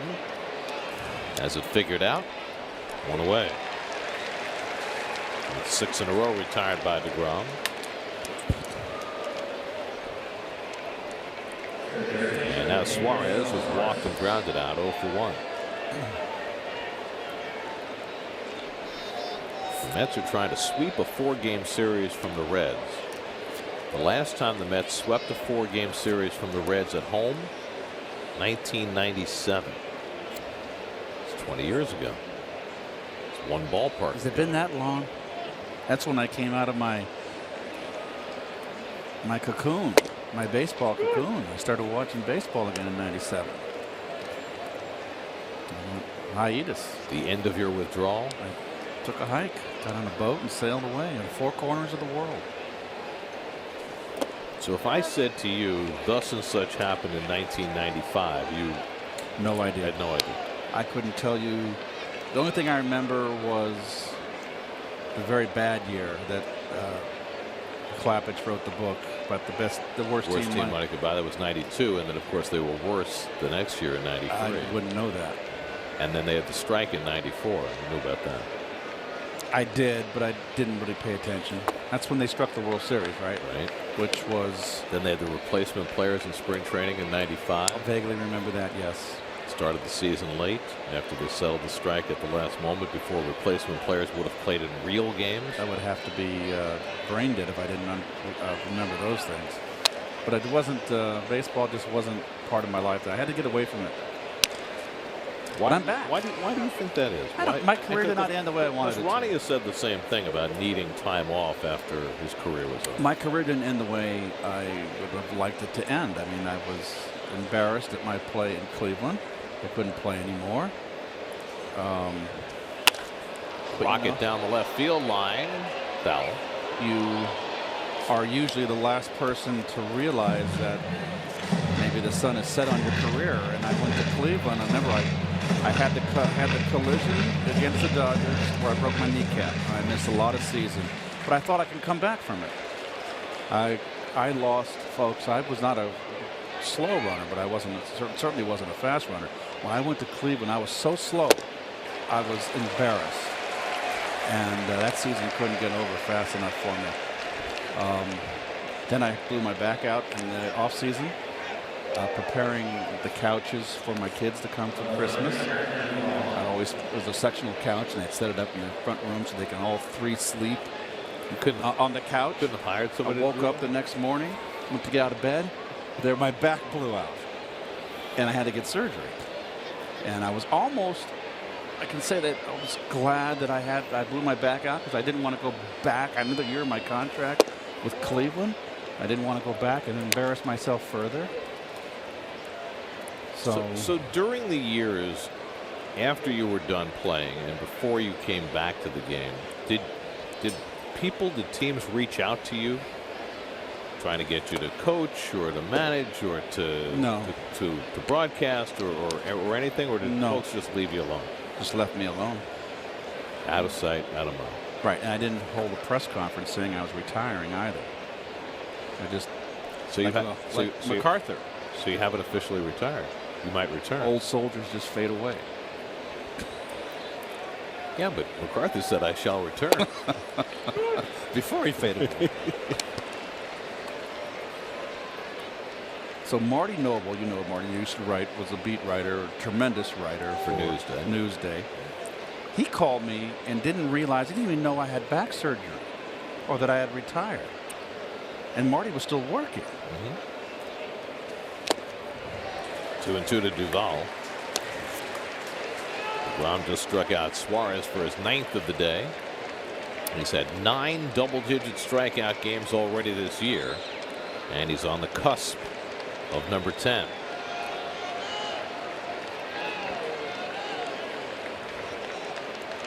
Two. Struck him out. 10 strikeouts for DeGrom. 10th time this year. What an effort. 2-2 game in the 6th.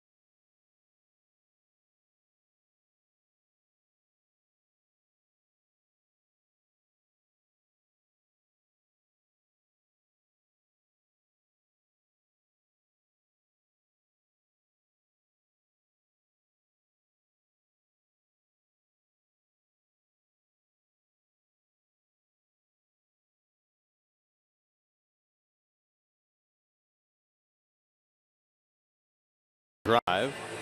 Travis d'Arnaud a run-scoring ground out. Dominic Smith a 2-out RBI single. Getting the Mets even after they fell behind 2-0 early. Jacob deGrom 102 pitches through 6 innings. 10 strikeouts for the 10th time this year. First Met since Doc Gooden to have 10 double-digit strikeout games in one season. Asher Wojciechowski comes out of the bullpen for the Reds. And well pronounced, Gare. 20th game, excuse me. The ERA above 5. This is not a. Well, this is a Red. This Reds pitching staff is bottom in the league. Team ERA well over 5. Well, I had plenty of practice over the years. Marquette head coach, former Duke star Steve Wojciechowski. This is Asher Wojciechowski. I always remember Barney Miller, wasn't it? Was it Barney Miller? That's Wojciechowicz. Wojciechowicz. Sergeant, what was it? So was he a sergeant? I forget. Wojciechowski had some time with the Astros 2 years ago. Originally a first-round draft pick by the Blue Jays. He played at the Citadel. Not too many big league ball players coming out of that military academy in Charleston.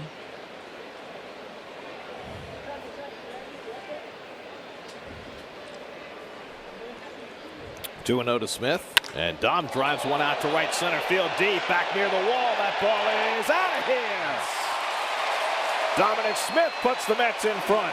His 5th home run, and the Mets lead for the first time today. It's 3-2.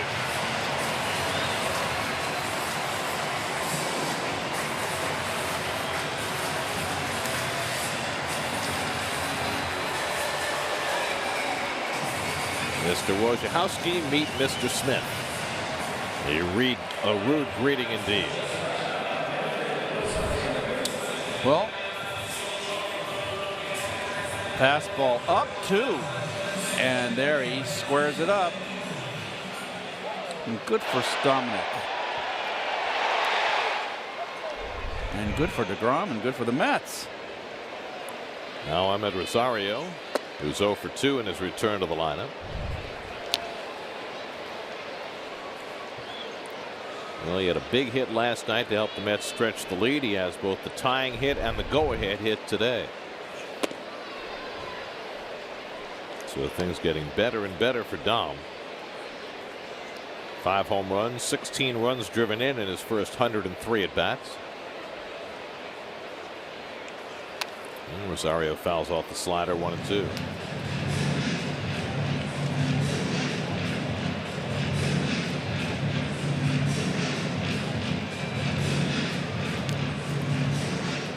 So Wojciechowski giving up the leadoff home run after Sal Romano went 5 innings. Romano allowed 2 runs, 8 hits, no walks, 6 strikeouts, no decision for him. And Rosario fouls back the fastball, 1-2. Wojciechowski has given up more than his share of home runs. This whole Red staff has, but that's 14 home runs he's allowed in 57 innings. Much like Amir Garrett, who we saw the other night. And they're pitching in that ballpark too, where they give up the ball carries, but they've given up 8 in this series in this ballpark. Yes, they have. And that's 230 home runs the Reds have given up this year, by far the most in the National League. It's a lot of stiff necks. That's driven to center field, and Rosario has his first hit of the day. So Ahmed in his first game in a week in the starting lineup has a hard hit single, and the Mets have back-to-back hits against Wojciechowski. Gets his first hit, coming back. Get him going. Wojciechowski pitching too much upstairs. Home run by Smith upstairs, out over the plate, and the base hit right there upstairs, out over the plate. Rosario at first. He's got 4 stolen bases. Travis Tyrone at the plate. He's struck out in his 2 at bats today. And he lifts one to right. Shebler back a few strides on the warning track to make the catch. That ball carried well, but Tyrone is retired for the first out.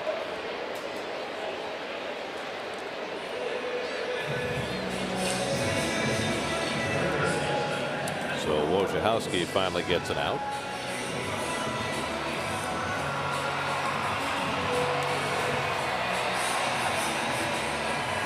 Now Matt Reynolds, who's 2 for 2, single to center in the second, then dunked a single into right field in the 4th.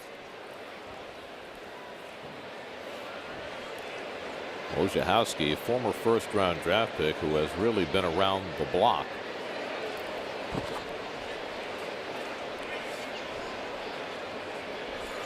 Drafted by Toronto, traded to Houston, selected on waivers by Miami, signed as a free agent with Arizona, released by the Diamondbacks this spring, and signed with the Reds in April. So Paul Sewald up in the Mets bullpen.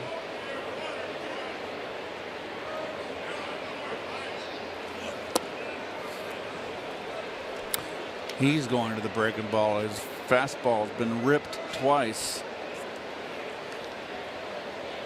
As Drupal Cabrera out on deck to bat for DeGrom. So Jake appears to be done after 102 pitches over 6 innings. And won a last 5. That was for DeGrom. Held the fort while his team finally got him a lead. That's we're down 2-0 early. Fly ball center field. Plenty of room for Peraza. And back to make the catch. Rosario had thoughts of tagging up but decided too late to go back and tag. And that's the second out. So now 2 away. And now Cabrera will pinch hit. As Drupal has been swinging a very hot bat. In fact, he has 4 consecutive multiple hit games for the second time this season. So DeGrom has a lead, and now it's up to the bullpen, which was spectacular yesterday, to try and hold it for him and get him his 15th win of the season.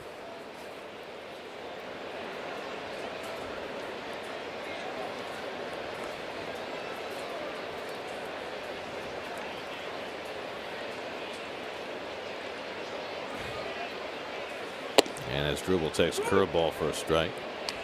New York Mets baseball is brought to you by NYU Langone Hart.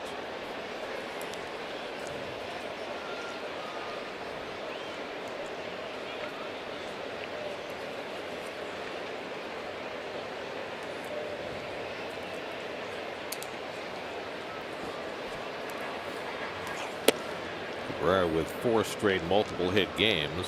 Twice this year. The only other Mets who have accomplished that have been Michael Conforto and Yoenis Cespedes.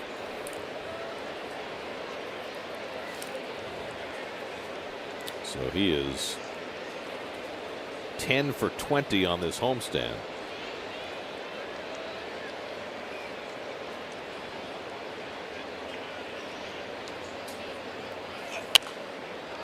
And fouls away the fastball, 1-2. Armpit to armpit. Wojciechowski.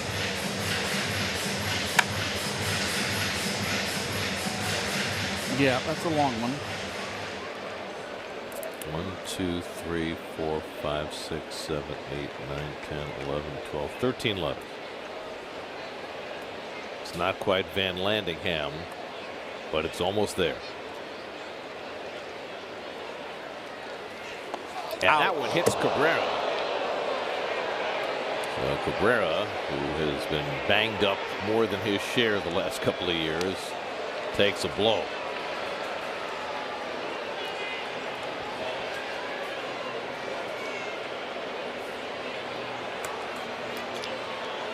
Get him on the ankle.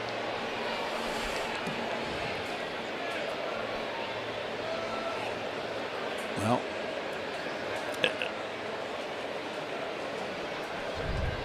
here it is.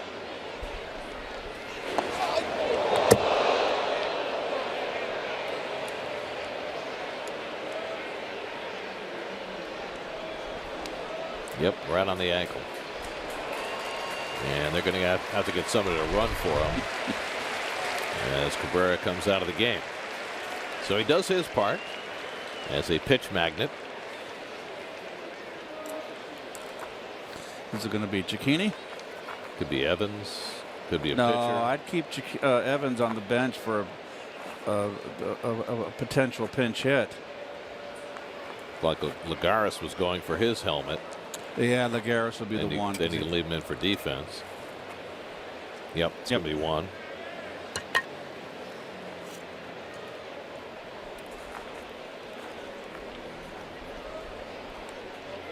So Lagares, who was getting the day off today because he had tweaked his oft-injured thumb, puts the oven mitt over that thumb and will go run the bases. And Cabrera, after getting whacked on the ankle by the pitch, comes out of the game. So 2 on and 2 out. Now Reyes, who's 1 for 3 today, singled and scored back in the first inning. Rosario at second, Lagares at first. Good speed on the bases and at the plate. And Jose takes up and away for ball 1. Reyes, by the way, 19 steals this year. Now has 507 for his career. He is second on the active list to Ichiro Suzuki by 1. Ichiro has 508 and Reyes has 507.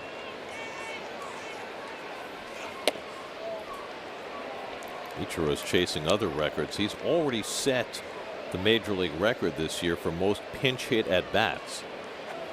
I think he has 88 or 89 last I checked, and he's chasing the record for most pinch hits in a season, which is 28, held by John Vanderwall with the Rockies. Here's a strike, 2-1. How many did Rusty get that one year in the 80s when he had that terrific year pinch hitting? Remember, he had 8 in a row. Yes, he got the 8th off of Ron Reed at Shea Stadium. I remember. Which tied the record. Right. Dave Philly, I think, had 8 in a row. Rusty was that. And Ron Reed was such a class act that Ron Reed, after Rusty got the big ovation and it was announced, Ron Reed walked, I remember, off the rubber, halfway to first base on the grass, and tipped his hat to Rusty. It's nice. What a nice gesture.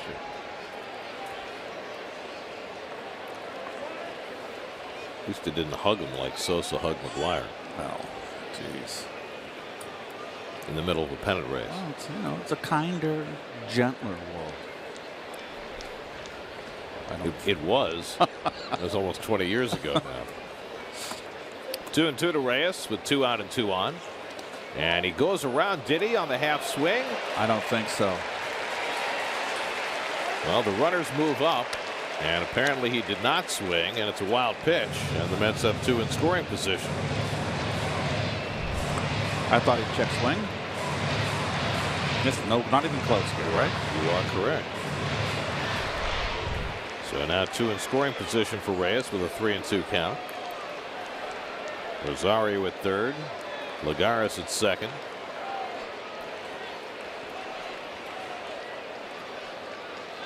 And Wojciechowski hesitant.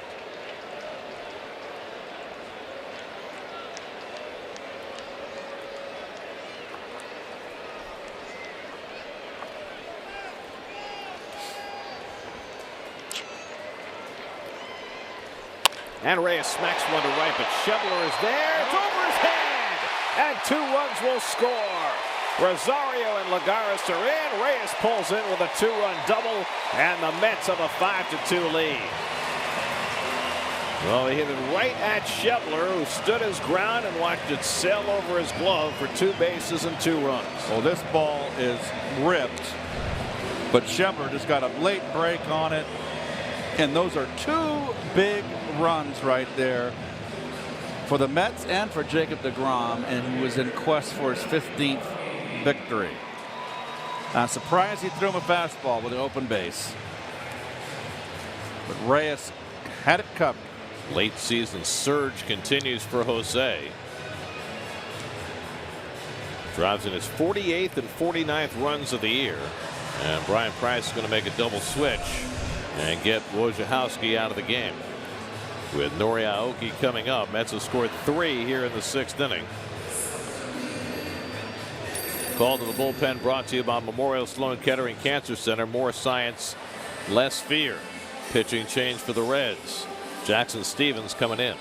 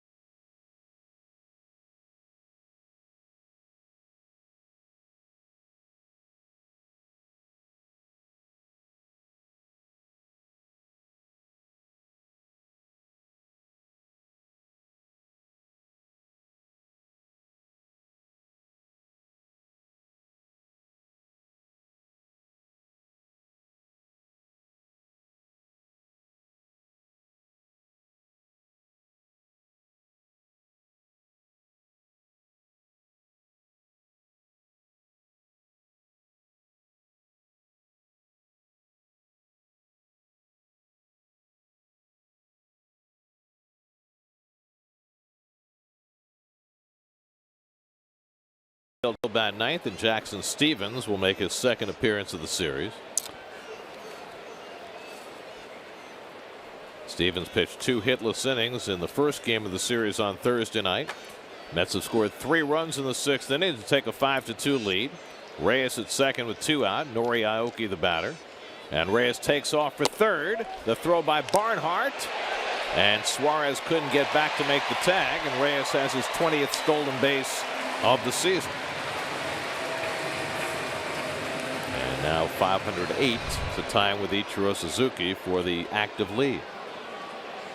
2 out, steal a third. I've never been a fan of that, but he got there. Well, Stevens paid him no mind at all, and Suarez was playing far enough off the line that he couldn't get back to make a clean tag. And Reyes was able to keep his fingers on the bag, sufficient to be safe.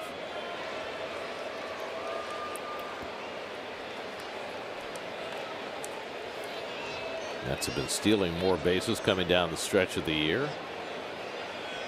Still dead last in the league, though. Grounded out to Jeanette. Aoki retired to end the inning, but the Mets put up a 3 spot in the 6th, fueled by Dominic Smith's home run. 5-2 Mets after 6.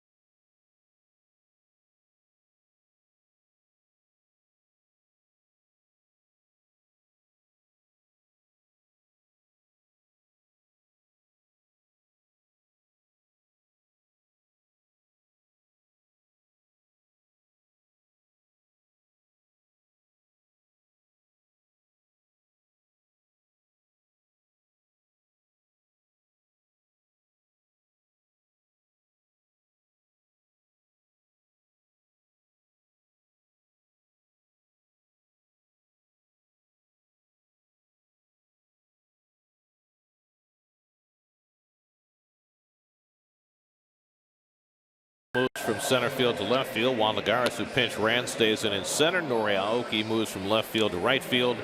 And Paul Sewald will be the new pitcher for the Mets as we go to the 7th. There's Sewald's numbers on the year. The 5 losses are the only blemish.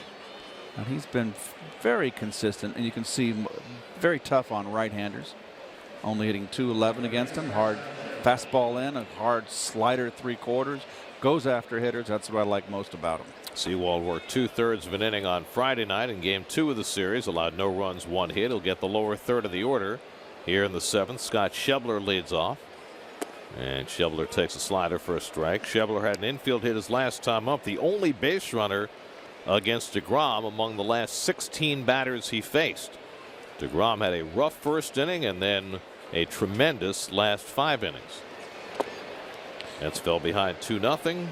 DeGrom held the fort and now in line to win his 15th of the year. He labored a little bit in the 2nd also, but that's when he started. The 3rd inning is when he really started turning it on. He had that 1-2-3 inning, 3 ground balls right in the fat of the order. Votto, Jeanette, and Suarez. And he was on his way. DeGrom threw 102 pitches over 6 innings, 2 runs, 3 hits, 3 walks, 10 strikeouts. 10th time this year he struck out 10 or more. First Met since Dwight Gooden to do that. Fastball inside, and Sewald falls behind Schebler.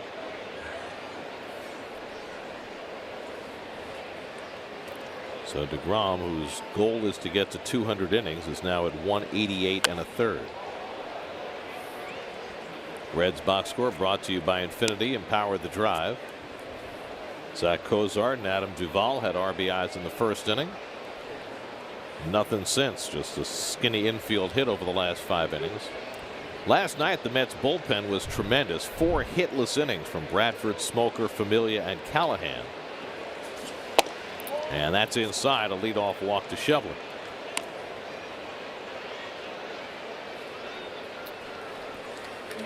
So Sewald missing narrowly with that 3-2 fastball, and now Tucker Barnhart, who has walked and struck out today, 0 for 1. Mets have 11 hits. The Reds have only 3. The Reds have scored just 6 runs in this 4-game series. And the Reds are not a good team because they have terrible pitching and not very good defense, but they are an outstanding offensive team, and the Mets have held them completely in check to this point. Barnhart fouls one away. Reds had 2 big offensive games against the Mets in Cincinnati. They scored 14 and 7 in their 2 wins. They were shut out in the other game by Rafael Montero and company. But in this series, their offense has not shown up. Well, they're 21 games under 500 on the road. 25 and 46 coming in. Lined in a right field, a base hit for Barnhart, and Schebler will pull in at second. So the first 2 men are on against Sewald here in the 7th. And that's just the 4th Cincinnati hit of the afternoon. So Reyes is double, 2 RBI double with 2 outs. Huge right now.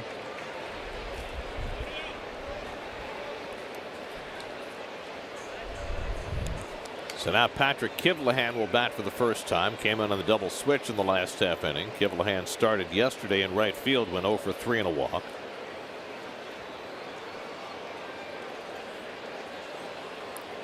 Schebler and Barnhart aboard. Kivlahan, born in West Nyack, went to high school at St. Joseph Metuchen. St. Joseph Montville, excuse me. Can't make that mistake. No. And then played football at Rutgers. Gary. Yeah. 162 game schedule. You do around 154. It's not the point, Keith. I have to spend time this winter in New Jersey as part of my other job. I do not want my Jersey friends getting on me for mislocating St. Joseph Montville. You understand? Yeah. It's purely self-interest. It's your problem. That's exactly right. It's very well put.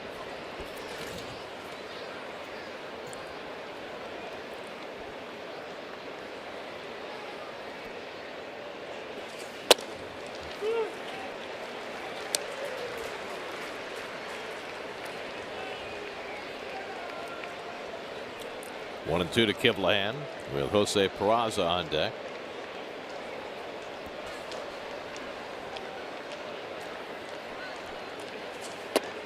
Tied him up, but he missed inside. 2 and 2.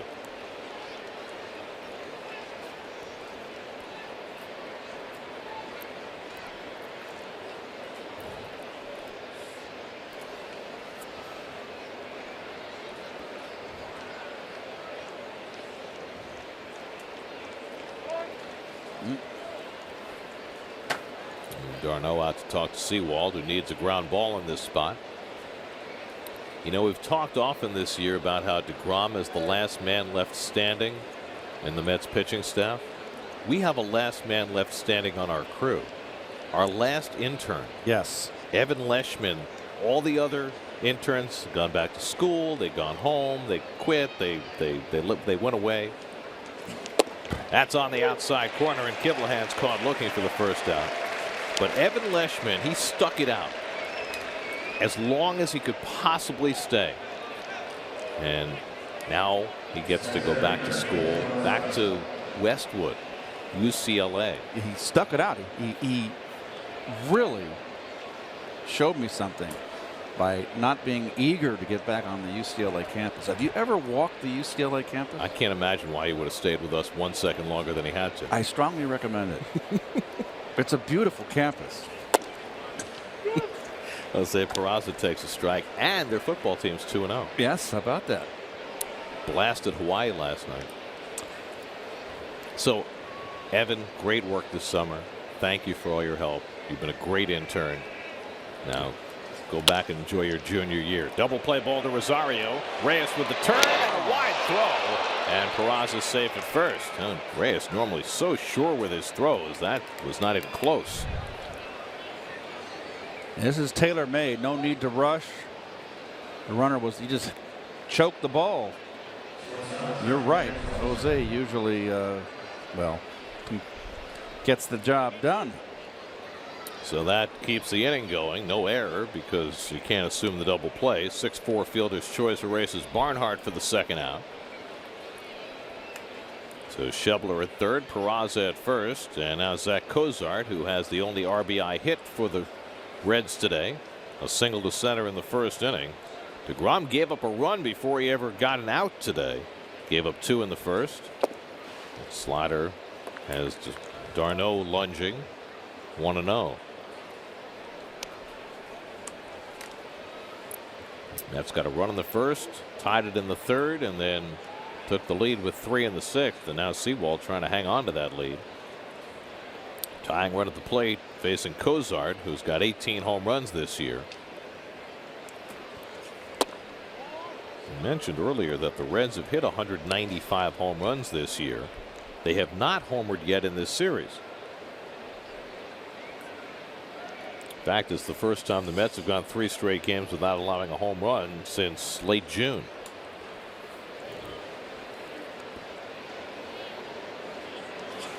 Cozart hits one in the air, deep left field. Can you believe this? Back near the wall, Nimmo, and it's out of here. Cozart ties the game with a 3-run homer. The Reds' first home run in the series. His 19th of the year. And just like that, DeGrom's chance for a win goes by the boards. It's now 5-5. Well, that is a bloody shame. And no one feels worse about that than Jose Reyes. Down and in. They love that ball down, don't they? Inning should have been over, but the Mets unable to turn the double play, and Cozart makes them pay. His 3-run homer gets the Reds back even in the 7th, much to the dismay of Paul Sewald, who gave up the home run. That's going to be the end of his afternoon. Call to the bullpen brought to you by Memorial Sloan Kettering Cancer Center. More science, less fear. We'll be right back.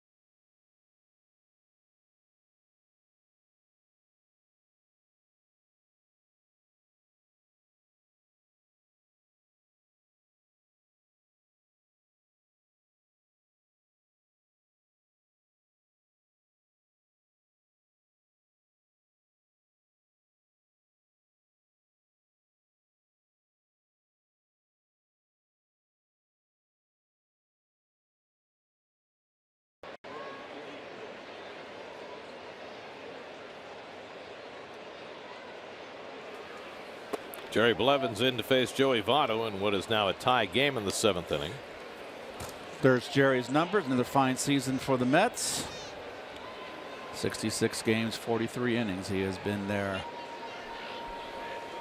Strategic left-hander. Had a rough game on Friday night. Faced 6 batters, gave up 4 hits, including 1 to Votto, who grounds 1 foul, and it's 1-1. So the Mets got themselves a 3-run lead. Looked like they might be able to hold it. Double play ball, but double play not turned. Taylor-made. No reason to rush. Jose didn't rush, but watch him just hang on to the ball too long. He got it, just hung on to it too long, and the throw's up the line.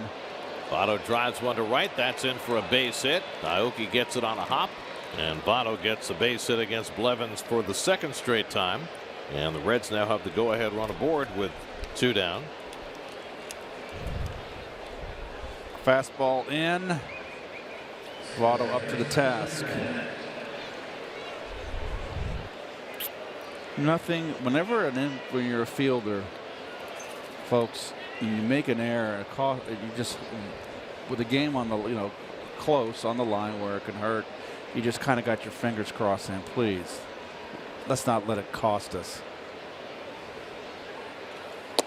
And what makes it worse in this case is it's not charged as an error, so pitcher still gets tagged with the earned runs. Yes. If it's an error, at least the runs are unearned. Not this time. Sewald, next batter, fell behind 2-0, gave up the 3-run homer to Cozart to tie the game.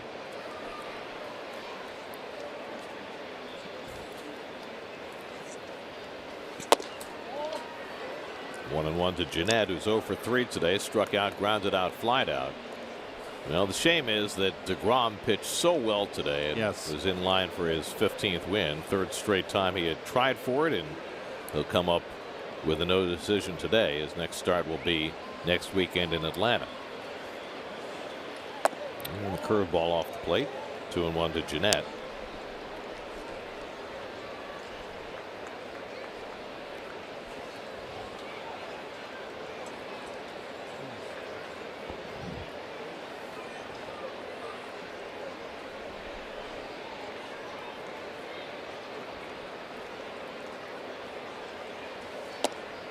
Jeanette takes one on the corner for a strike. He didn't think so, but Shane Livensparger said it caught some plate. 2-2.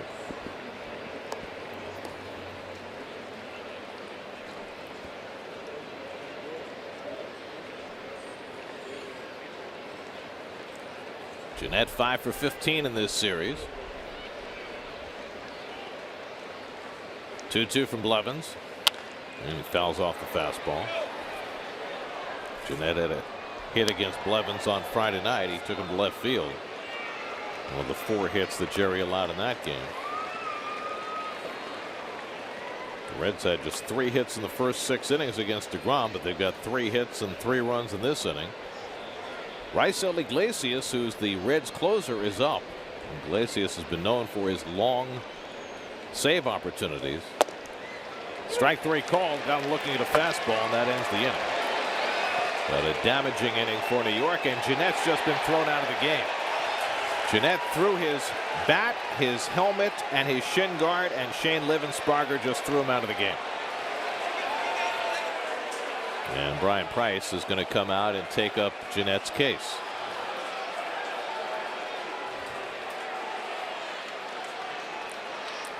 We're going to keep it right here for the 7th inning stretch.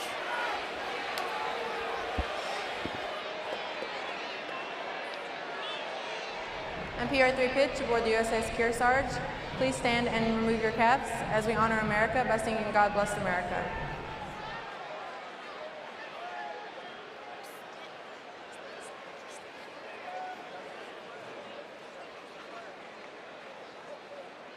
Ladies and gentlemen, please welcome NYPD Police Officer Makia Brown. God bless America, land that I love. Stand beside her and guide her through the night with the light from above, from the mountains to the prairies.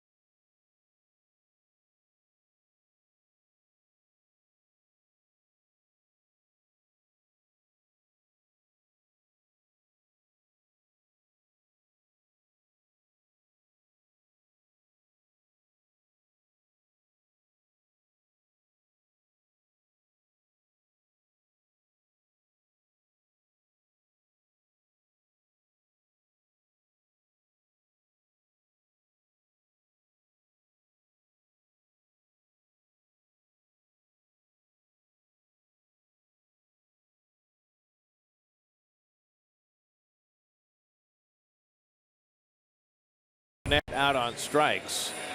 There was a pitch earlier in the at-bat Jeanette was not happy about, and that was strike 3.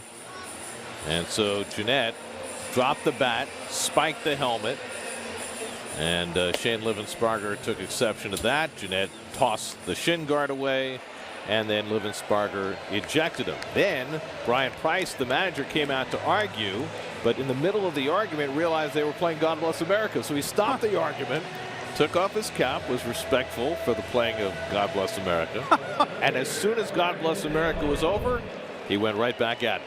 That's got to be in a movie. Zach Vinci comes in to play second base to replace Jeanette. I mean, it was funny because we were watching them argue as God Bless America was about to be sung, and we wondered if he'd stop, and he did. He took off his hat very respectfully. Jackson Stevens got an out to end the 6th inning. He'll stay in for the 7th to face Brandon Nimmo. Can't make it up. So Vinci now playing second base, replacing the ejected Jeanette. Nimmo 1 for 3 today. And he takes the curveball out of the strike zone from Stevens, 1-1. Mets were down 2-0, up 5-2, but Zach Cozart's 3-run homer has tied the game. And that got Sal Romano off the hook, much to the delight of his assembled multitudes down the third baseline.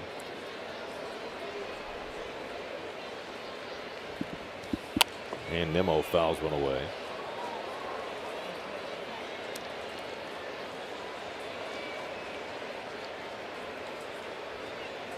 Travis d'Arnaud on deck, and then Dominic Smith for the Mets in the 7th.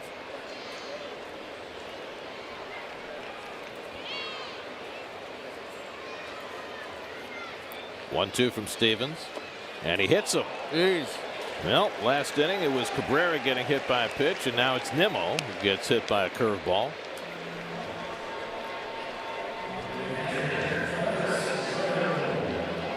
And the Mets get the tie-breaking run aboard with nobody out.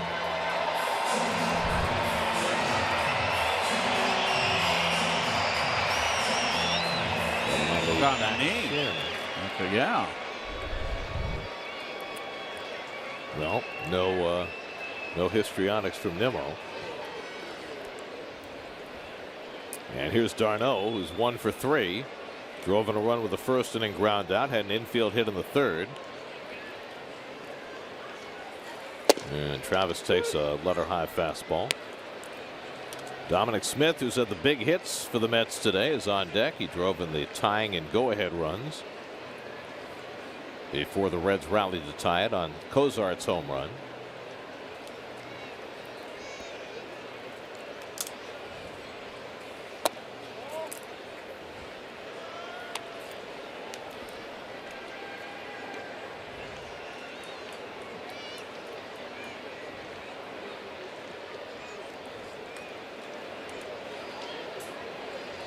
Nimmo at first, 2 stolen bases on the year, and Stevens checks in on him.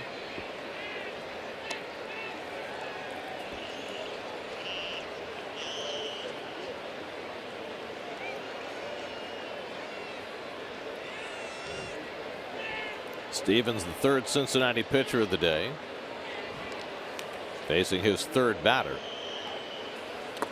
And breaking ball down, 2-1. Tucker Barnhart with another fine block. He is automatic back there.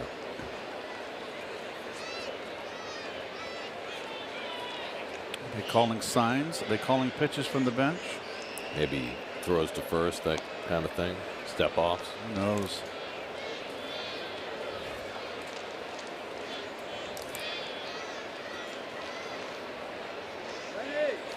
We've seen the Reds 7 games the last 2 weeks, and Barnhart can't help but impress you with the way he stops balls in the dirt. He's very athletic. Notice how he bends over at the waist on the block. He gets the angle of his upper body towards the pitcher, and that adds more to smothering. If you're erect, straight up and down, the ball can go bounce to the right, to the left, over your head. So that angle down is, he's really adept at that, and he's very quick with his feet.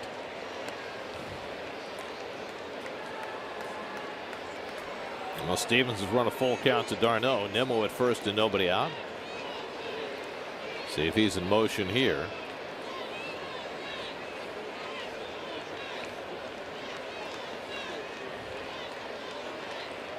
Nimmo not running, and d'Arnaud fouls it away.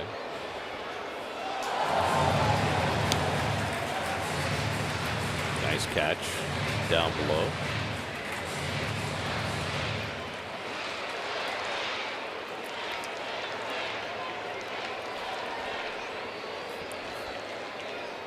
Jackson Stevens pitching in just his 3rd big league game. Made a start for the Reds earlier this year, a relief outing in this series, and now out there for the 3rd time. Another 3-2 pitch coming to d'Arnaud, and he lifts one to right field. Schebler waiting for it with the sunglasses on. 1 out. And we showed you Barnhart blocking those pitches. He talked with Steve Gelbs earlier this week about his blocking technique.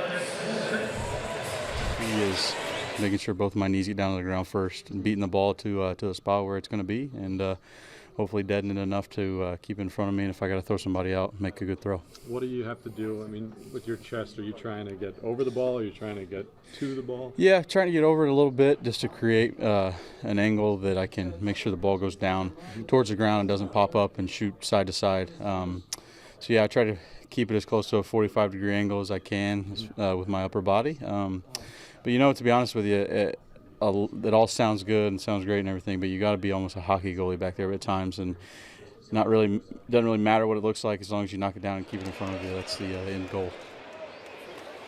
Zach Vinci just into the game, gets the forced play at second on Dominic Smith for the 2nd out.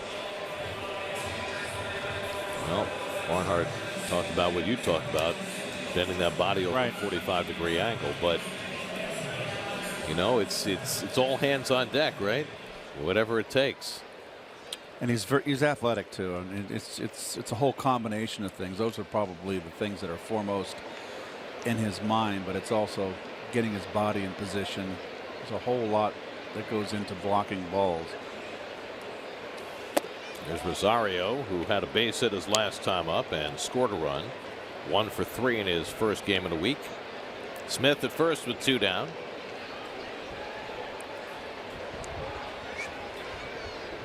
Pitcher spot due up next for New York. Phillip Evans out on deck. And slider off the plate from Stevens, 2-0. Mets have Jerry's Familia up in the bullpen. Familia, who's been pitching better and better. Now ready for some more high leverage situations. And he's getting ready for the 8th. 2-0 to Rosario. And Ahmed swings and fouls one off, 2-1.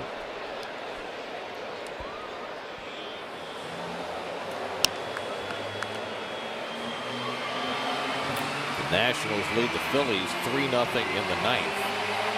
If they close that out, their magic number will be down to 1 for clinching the National League East. Depending on what the Marlins do today, Marlins are 5-5 with the Braves in the 7th. So the Nats could conceivably clinch today if they win and Miami loses. 2-1 coming, and Rosario takes inside, 3-1. Word on Asdrubal Cabrera, right ankle contusion, x-rays negative after he was hit by a pitch in the last inning.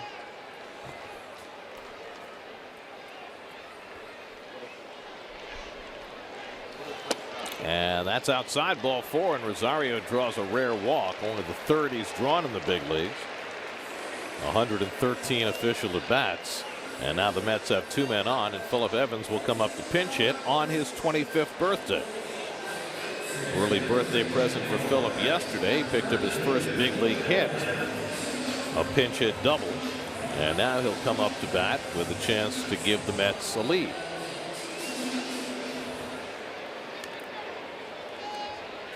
Evans has had 2 at bats. He's hit 2 line drives. First one into a double play, and the second one that 2-base hit last night. Smith at second, Rosario at first with 2 out.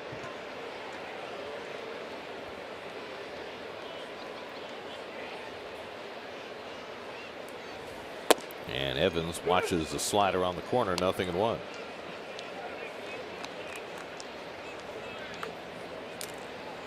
That was his season in Vegas this year. He won a batting championship in Double-A for Binghamton last year. Stocky kid.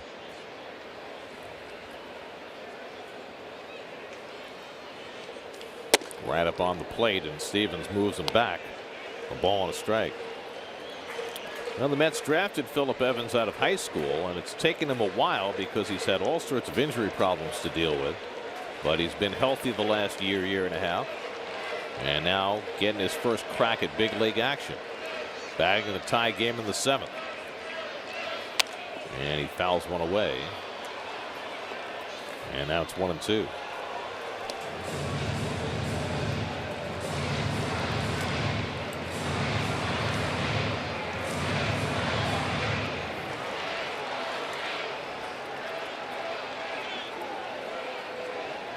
Matt Reynolds on deck.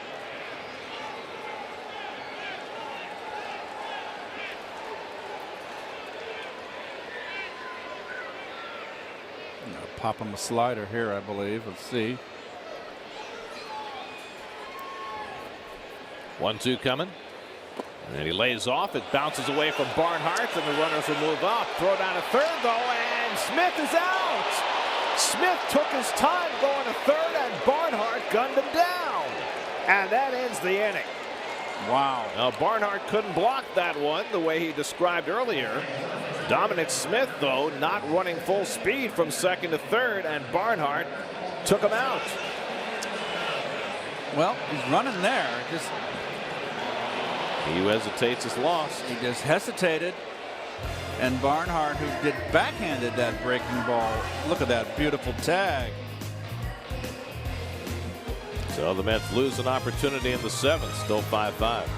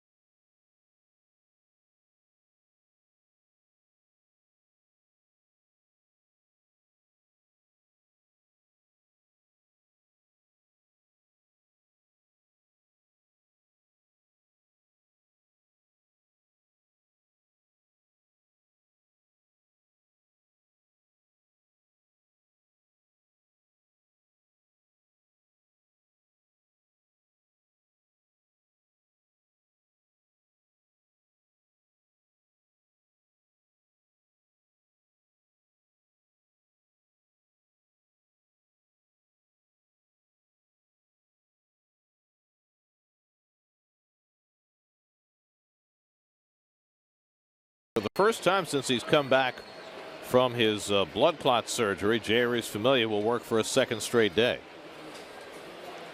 Well, he's pitched much better now. His first outing was, remember, was shaky, and rightly you would expect that, but he is starting to get that sinker back. Eugenio Suarez leads off, takes a slider for a strike. Suarez 0 for 2 and a walk. Familia yesterday worked a 1-2-3 8th inning. And now coming right back less than 24 hours later. Pitcher spot due up next for the Reds. Phillip Ervin is out on deck. And that's inside to Suarez, 1-1. Well, Dominic Smith ran as hard as he could once he got going. But Barnhart is just too quick to it and gunned him down. A little bit of hesitation and a great recovery from Barnhart and a perfect throw. Sinker misses inside, 2-1 to Suarez.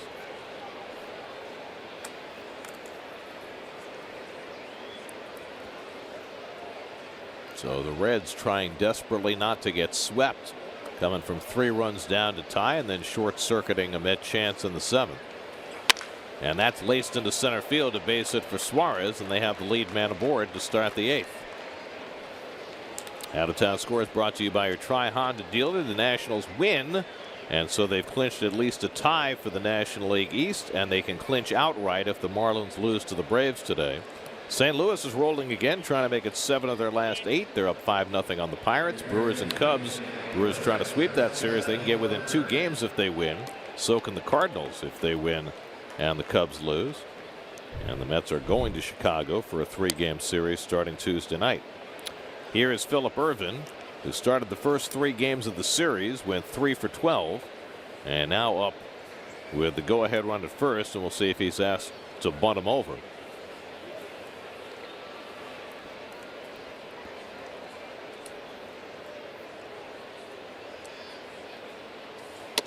And it runs inside as he squares. Ball 1. Scott Schebler, left-hand hitter on deck. Ervin takes a long look down at Billy Hatcher, his third base coach, to see if the bunt is still on. Reynolds playing on the cutout at third, expecting a bunt.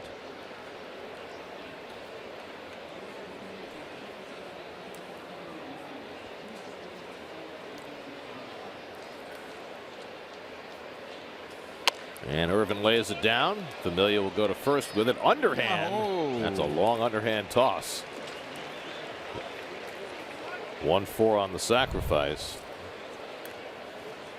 It's a little risky right there, but remember, Familia has always had a little bit of uneasiness about fielding the ball and throwing it. I thought he got much better last year. I agree. But he's been out a long time this season. He's rusty. So the go-ahead run is in scoring position with 1 out. You got the left-hand hitter up, the switch hitter Barnhart on deck. And the Mets are going to pitch to Schebler, who has an infield hit and a walk today, 1 for 2.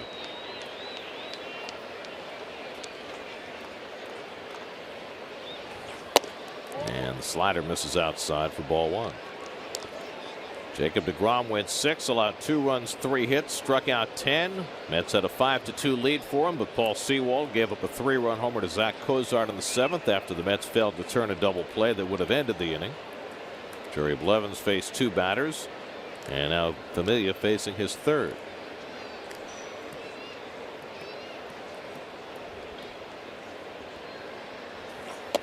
Another slider, and that one misses as well, and now it's 2-0. And he's pitching to Schebler as though he doesn't really want much of a part of him. Barnhart on deck.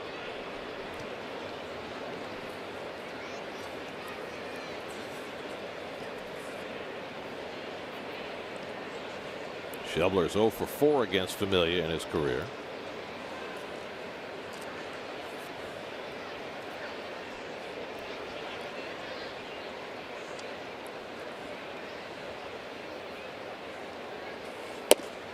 And another slider. So he throws him 3 sliders in a row. He's behind 3-0. Wouldn't you just put him on at this point? And that's exactly what they'll do. They'll give him intentional ball 4 without throwing a pitch. And that'll put 2 men on for Barnhart.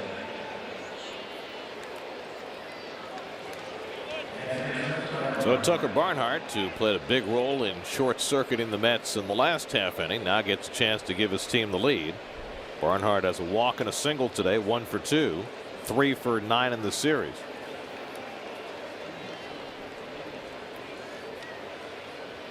So Familia working back-to-back days for the first time since coming off the DL.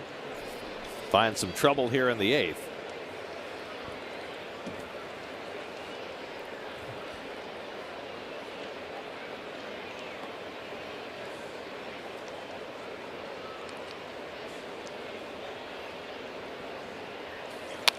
Barnhart fouls back the fastball, 0-1. Just noticed now, Gary, that the home plate umpire, Leivensberger, he doesn't get down low. He sits way inside. To me, it's got to make him a high ball umpire. His eye level is letter high. He doesn't get down in the squat, doesn't get close to the catcher to look over his shoulder. And he gets down late. Line left center. Lagares over. Can't get it. It's up the gap, and the Reds will take the lead. Suarez will score. Schebler around third. He runs through a stop sign. Thrown to the plate by Rosario, and he's out at the plate. But the Reds get the lead as Barnhart drives on the run to make it 6-5 Cincinnati. Schebler ran through Billy Hatcher's stop sign, and Rosario made a perfect throw to d'Arnaud to gun him down at the plate. Going right with the pitch into left center field. And you've got to know the situation here, the back runner, Schebler. I mean, you're relying on your third base coach. You got one out. I mean, what are you thinking? Perfect relay. And another thing, too, how can an umpire see now? He's blocked. His view's blocked. Why is he positioned there? Can he see the front of the plate? I say no. It might be safe, by the way. I'm not sure d'Arnaud got him before he touched the plate, and the Reds are going to challenge the call. I mean, the ball got there in time, but d'Arnaud was sitting in a spot where he was giving him the plate to slide at. And I don't know if he tagged him in time or not. But everybody's in that picture here. I don't know what Schebler's thinking here. I mean, you got to pick up your third base coach. I mean, he ran right through it. I mean, Billy had his hands up in the air right in front of him. Christ. And Rosario made a terrific throw. He sure did. Perfect one hopper. I don't understand why the umpire. I cannot see the plate from there. He's out of position. Well, there's no way he can see through d'Arnaud to see the foot. But the question is, did d'Arnaud get the tag before he hit the plate? I don't think he did. I think he's safe. What do you think? It could be overturned. Well, play under review brought to you by your local Chevy dealers. Ted Barrett's crew and Brian Gorman's crew have spent the week in the replay center in Chelsea. Boy, oh boy. What the hell's...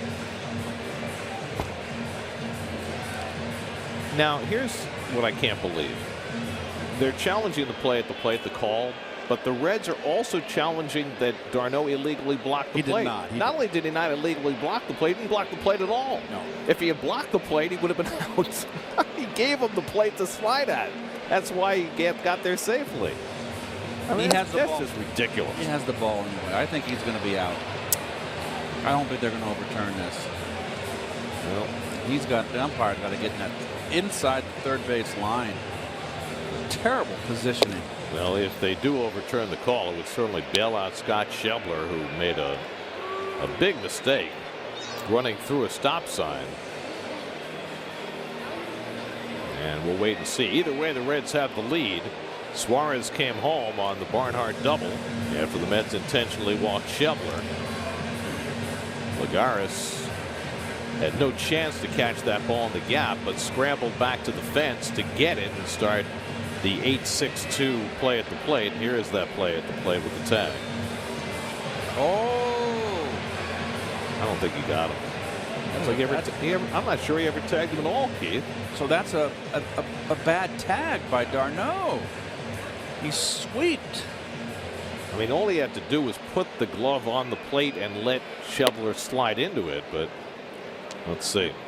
Here's the call, and he's so a 2-run score on the play. Schebler does get bailed out on the poor tag by d'Arnaud. So it turns into a 2-run double, and it's 7-5 Cincinnati. And d'Arnaud doesn't understand it, but if he watched the replay, he would. He will.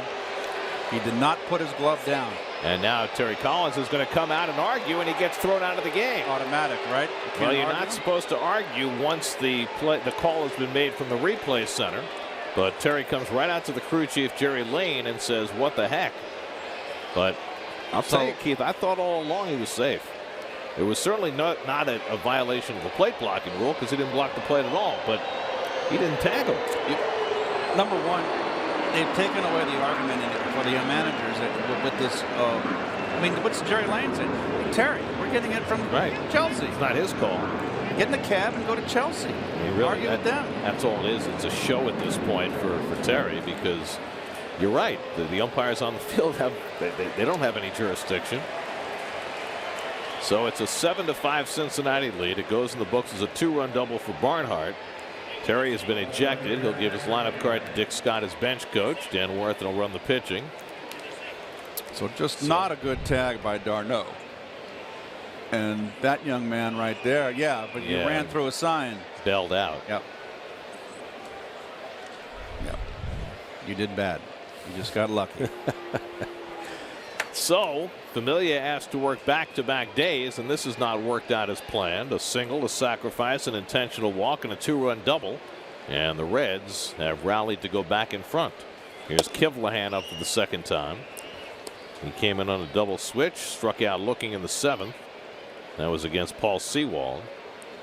That's at a 5-2 lead, but Cozart with a 3-run homer in the 7th to tie, and now Barnhart a 2-run double in the 8th to give Cincinnati the lead. Kivlahan fouls one at the plate, and it's 1-1.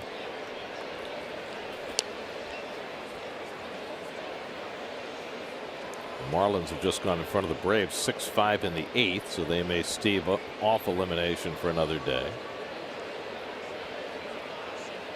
Brewers have gone in front of the Cubs 3-1 in the 6th, trying to sweep that series and get within 2 games of Chicago. Fastball inside, 2-1.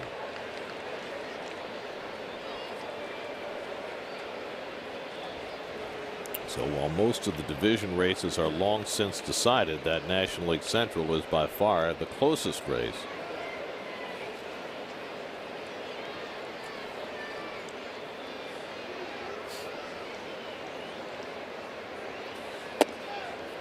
And Familia really struggling. Not getting that slider anywhere close, and it's 3-1. Josh Smoker is up in the Mets bullpen.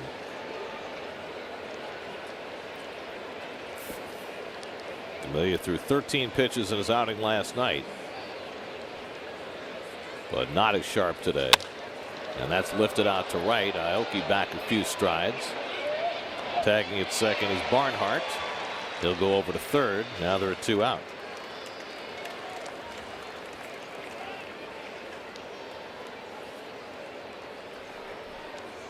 And it's left to Jose Peraza, who's 1 for 4 today. Singled, stole a base, scored a run back in the first. In fact, he scored 2 runs today.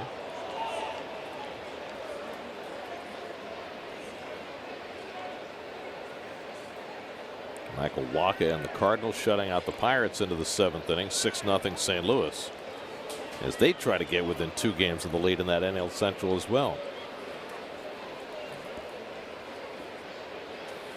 And Peraza takes inside, ball 1.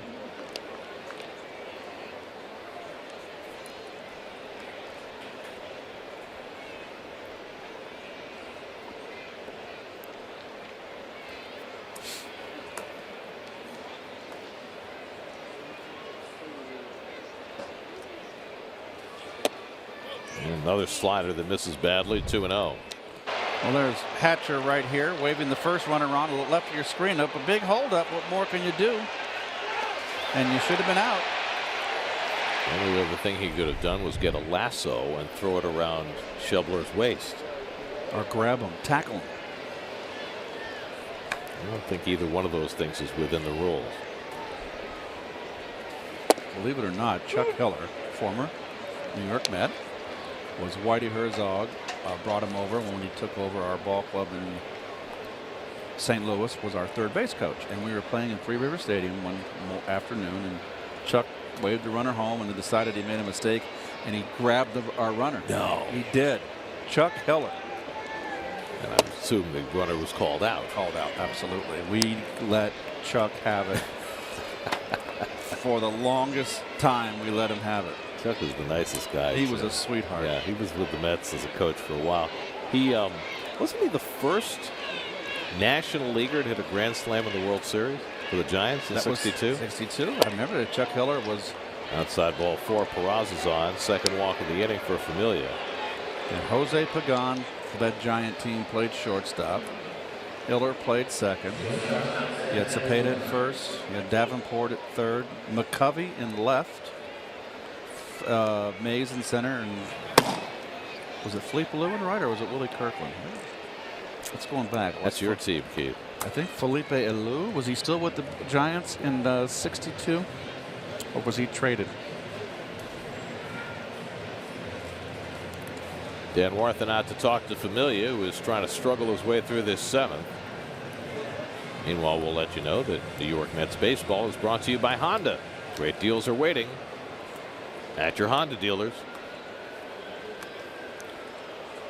Well, 1st and 3rd and 2 out, and here is Zach Cozart, who tied this game with a 3-run homer in the 7th. He also had an RBI single in the 1st, so a 4 RBI afternoon for Cozart.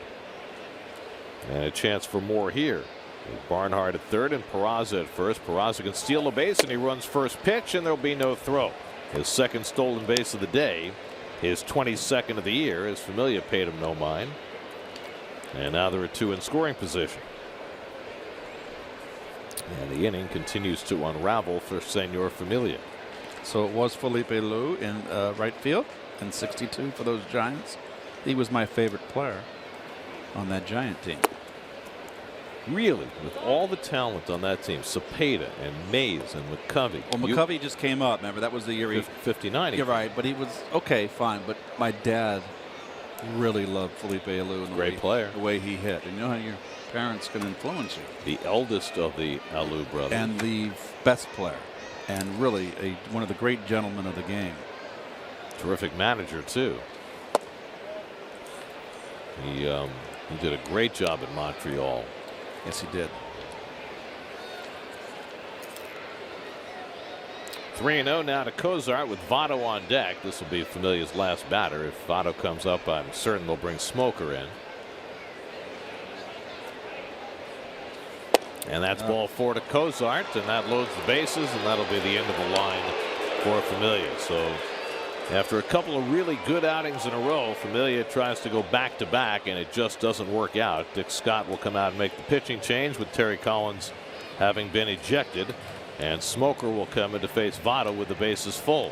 This call to the bullpen is brought to you by Memorial Sloan Kettering Cancer Center. More science, less fear.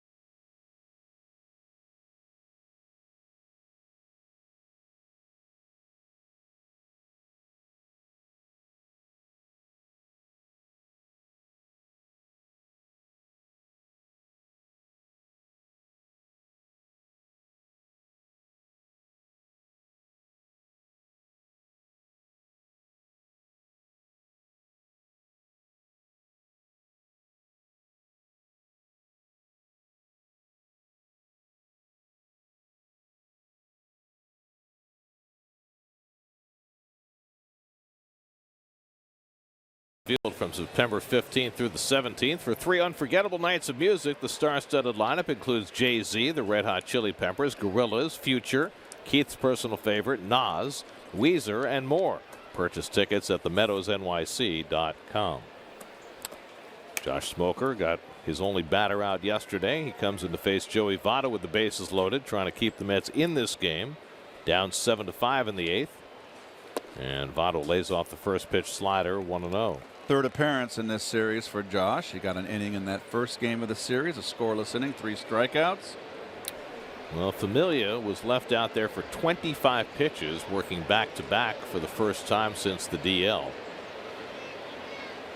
It was clear from the beginning he was not as sharp as last night. I was a little surprised they stayed with him as long as they did. Only because it had been the first time going back-to-back. Dicey pitch here. Missed with 2 breaking balls. Gary, bases loaded. 2-0 count. And he grounds one down to first. It stays fair. And Smith makes the play on Votto to end the inning. But the Reds grab the lead on the Tucker Barnhart 2-run double against Familia. 7-5 going to the bottom of the 8th.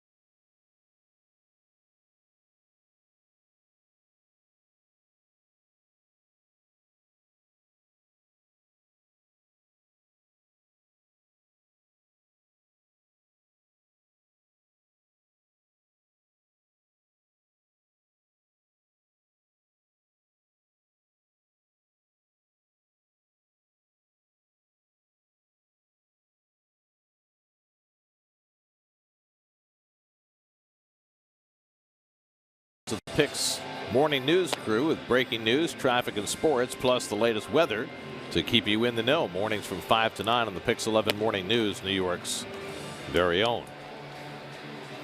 We go to the bottom of the 8th inning. Phillip Ervin stays in the game in center field for the Reds, and the Cincinnati closer Raisel Iglesias will come in to try for a 6-out save. This is nothing new for Iglesias. He has more 2-inning saves than anybody else in baseball this year, 7 of them already this year. And almost 70 innings pitched with an ERA below 2 in any ballpark, but let alone in Cincinnati in that bandbox. That's outstanding. Well, the Mets got screwed up really badly by Dominic Smith getting thrown out on the potential wild pitch to end the 7th. Not only did it end a threat, but it also left the pitcher's spot again to lead off. Remember, Phillip Evans was pinch hitting. So they lost Evans, and now they have to use another pinch hitter to start the 8th with Gavin Cecchini coming up. And that leaves the Mets with only 1 player left on their bench, which is amazing that can happen in September. But the Mets have only Kevin Plawecki left in the dugout. Cecchini flies one out to right, and Schebler coming toward the line. Puts it away, 1 out. So Jackson Stevens is now pitcher of record on the long side for Cincinnati in his 3rd major league appearance. He went an inning in the 3rd, allowed no runs, no hits. A hit batsman, a walk. But got that big out at third base on the short wild pitch. And so now the Reds have the lead. Here's Reynolds, who's 2 for 3 today. Hitting in the 8th spot. Juan Lagares on deck. And the slider swung and missed, 0-1. Iglesias, in a lost season for the Reds pitching staff, has been their shining light. Reynolds pops one up. Shallow center. Vince out. He makes the call and puts it away. 2 out. So very quickly, Iglesias has set down the first 2. This is how you get 6-out saves, by getting the first 2 outs on 4 pitches. And now Lagares will come up for the first time. He pinch ran after Cabrera was hit on the ankle by a pitch in the 6th inning and then stayed in center field.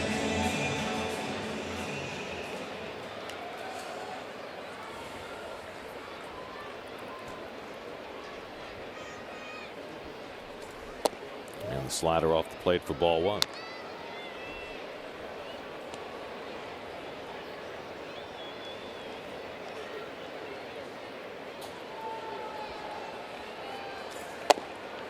Fastball for a strike at 97. Raisel Iglesias, 27 years old. Native of Cuba in his 3rd big league season. When he first came to the Reds, they tried him as a starter in 2015. He made 16 starts that year. Made the transition to the bullpen last year, and this year made the move to full-time closer. 25 saves this year for a last-place team. But Brian Price, right from the beginning this year, has used his relievers differently from most teams, using them for extended outings. And Iglesias has been a big part of that. Big, tall, lanky kid almost turns the back to the hitter, almost. Lagares held the swing on the slider, 3-2. Lagares can get on. Jose Reyes would be next. The Reds 7 runs, 8 hits. The Mets 5 runs, 11 hits. Mets were down 2-0, up 5-2, and now down 7-5. And Lagares lines one, base hit. And that'll get the tying run to bat in the 8th inning. 98-mile-an-hour fastball might have broken his bat, but he has himself a 2-out hit. Gets a fastball here, inner half.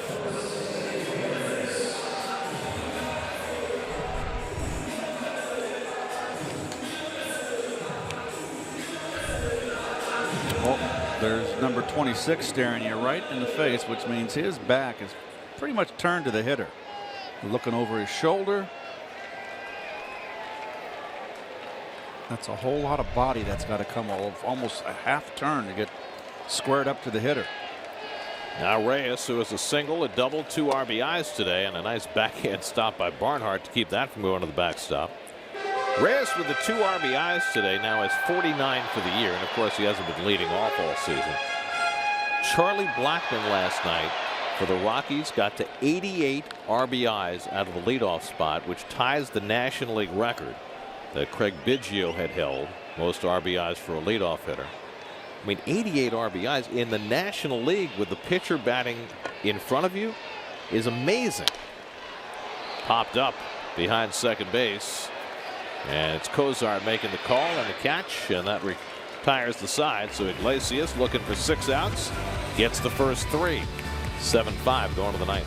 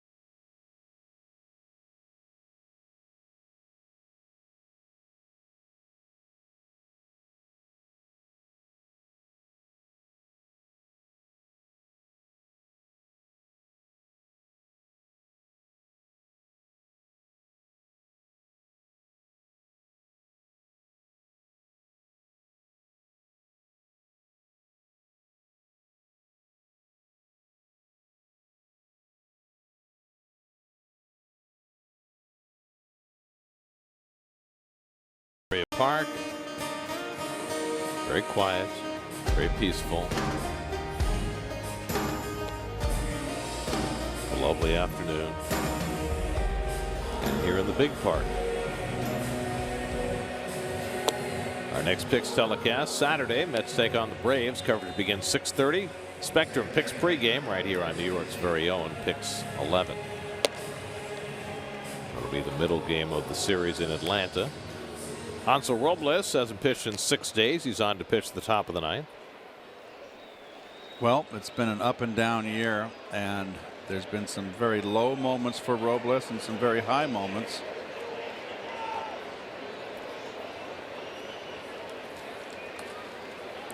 Robles last pitched in Houston.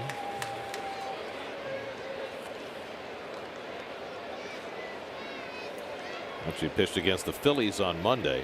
Anyway, here is Zach Vinci, and he gets hit by Robles' first pitch. After 2 Mets were hit in the last couple of innings, both Cabrera and Nimmo, Vinci gets drilled by Robles' first pitch.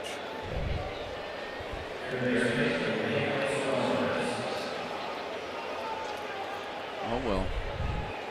Vinci, who doesn't even have a big league hit, now has a big league hit by pitch. He can smile about it. First time he's been on base in the big leagues. Now Eugenio Suarez is 1 for 3 and a walk.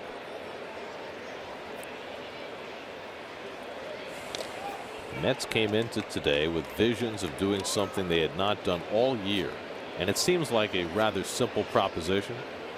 Sweeping a series at home. Mets have not swept a series at home all year. And it would have had to been a 4-game series. Line into left field, a base hit for Suarez. So 2 pitches by Robles, and the Reds have 2 men on. Second hit of the day for Suarez. And so now Cincinnati threatening to tack on to their 7-5 lead.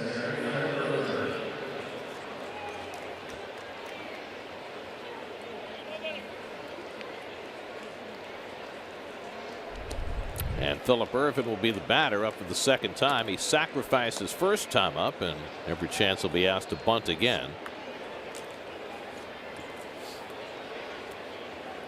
Ervin pinch hit in the 8th. Sacrifice, stayed in the game in center field. They intentionally walked Schebler to get to Barnhart, and then Barnhart drove in 2 runs to give the Reds the lead. Mets look for the bunt, and this time he's set to swing, and he takes a slider for a strike.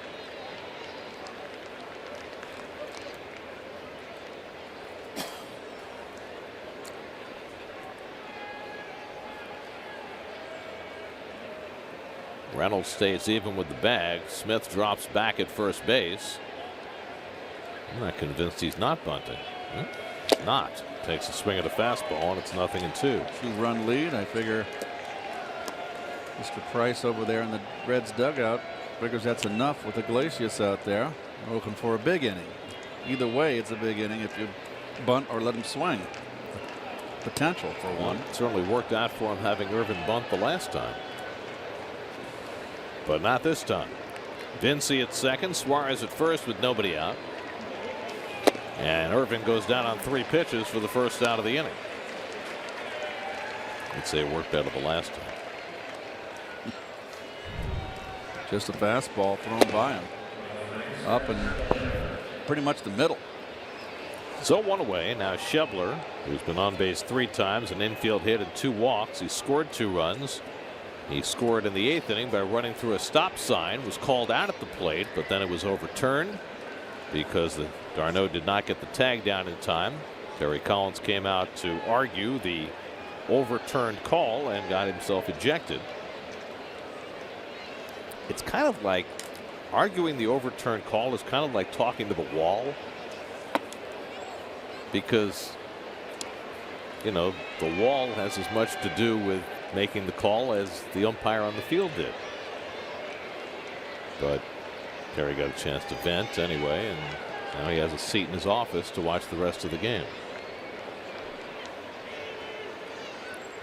I don't know, in a season like this, how Terry hasn't exploded from frustration dozens of times. Just another part of the game that they've taken away.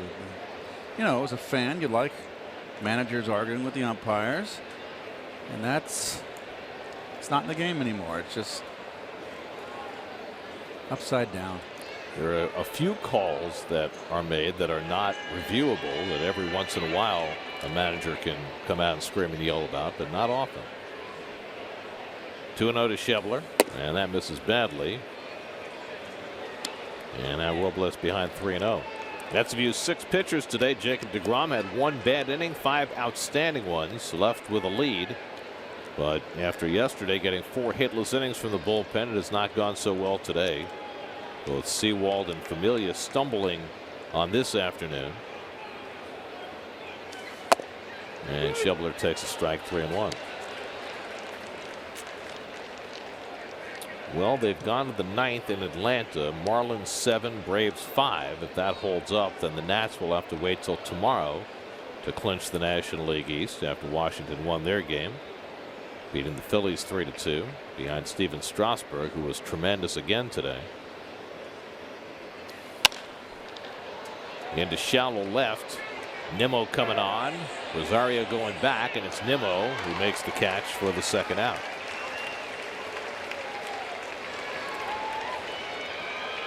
So 2 out and 2 on. And now Barnhart, who has the big hit in this game. 2-run double in the 8th that snapped a 5-5 tie. He's also got a single and a walk, 2 for 3 on the afternoon. In the last of the 9th, the Mets will be due to send up 2, 3, and 4 in the order. Aoki, Nimmo, and d'Arnaud. And if anybody gets on Dominic Smith, who's already had a couple of big hits today. Nobody up in the Reds bullpen. Iglesias, who got 3 outs in the 8th, will be looking for the save in the 9th. And a fastball for a strike to Barnhart.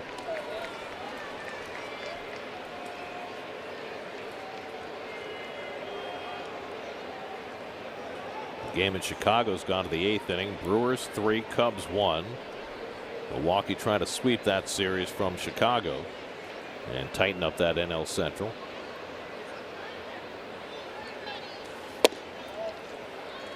Ball and a strike to Barnhart. Mets will face Jose Quintana, John Lester, and Mike Montgomery. 3 lefties in Chicago. How often do you see that in a 3-game series?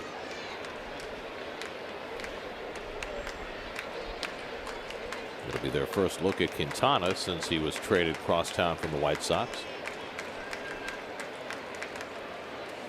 And if memory serves, I don't think they faced Quintana before, have they? Have to look that up. Lester, they've certainly seen plenty. Montgomery as well. Mets will have Robert Gsellman pitching Tuesday night. Matt Harvey Wednesday night. Seth Lugo Thursday night in Chicago.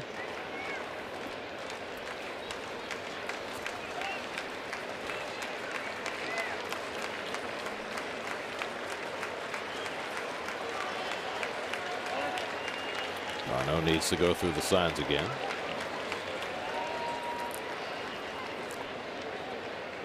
Good Lord.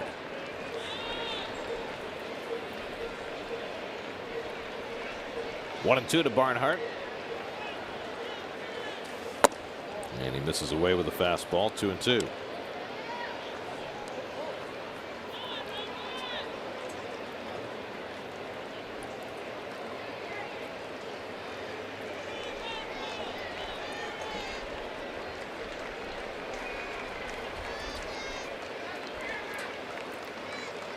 Two out, 2 on, 2 and 2 to Barnhart. Just missed. Devin Sparger certainly could have put up his right hand there, declined to do so, and now it's 3 and 2.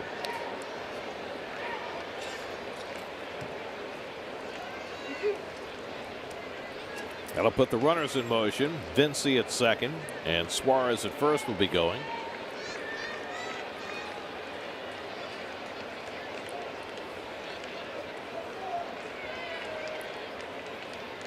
Three-two coming. Drive in the air, deep right field, down the line. That ball is out of here. A 3-run homer for Tucker Barnhart. 5 RBIs in the last 2 innings for the Reds catcher. And he breaks this game open with his 6th home run of the year. It is now 10-5 Cincinnati.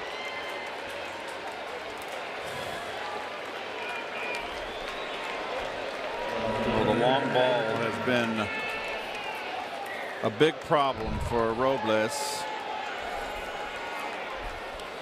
Down and in. Upper tank. For Robles, the 8th home run he's allowed this year in 49 innings.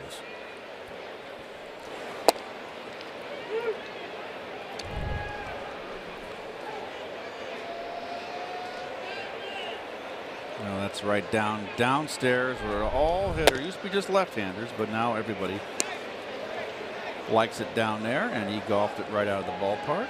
Well, Tucker Barnhart, the last 3 innings, a single, a double, a home run, 5 RBIs, a new career high in runs batted in for a game, and he threw out a runner at third base to short circuit a Mets rally along the way. He has had himself quite an afternoon.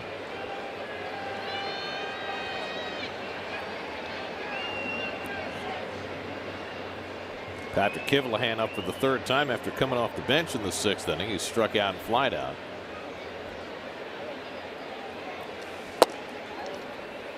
And Robles falls behind him 3-1. The Mets have faced Jose Quintana before, facing with the White Sox.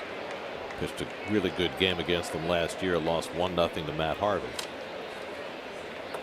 So it'll be the first time the Mets will see Quintana in a Cubs uniform, but not the first time they faced him. It'll be the first game of that series at Wrigley Tuesday night. 3-2 now to Kivlahan. Boy, 8 runs in the final 3 frames for Cincinnati here. Well, the Mets had held them in check for most of the series, but this is a good offensive team, and they've finally broken out. Kivlahan strikes out. Inning comes to an end, but a damaging one for Robles as he gives up the 3-run homer to Barnhart. Second 3-run homer of the game for the Reds, and they lead 10-5.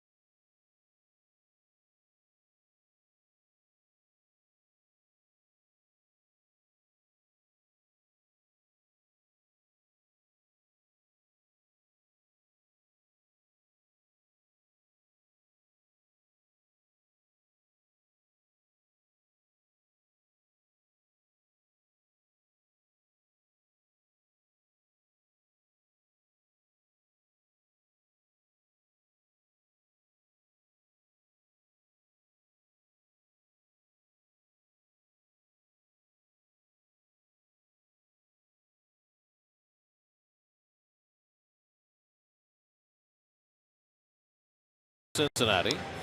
Raisel Iglesias came on to get 3 outs in the 8th, and now he has a somewhat easier path in the 9th with a 5-run lead. Trying to get a 6-out save for the 8th time this year. Meanwhile, the Mets pitching staff has now given up 10 or more runs 15 times this year. I believe it was 6 times last year and 15 times this year. Nori Aoki leads off the last of the 9th, 1 for 4. He doubled back in the 1st inning.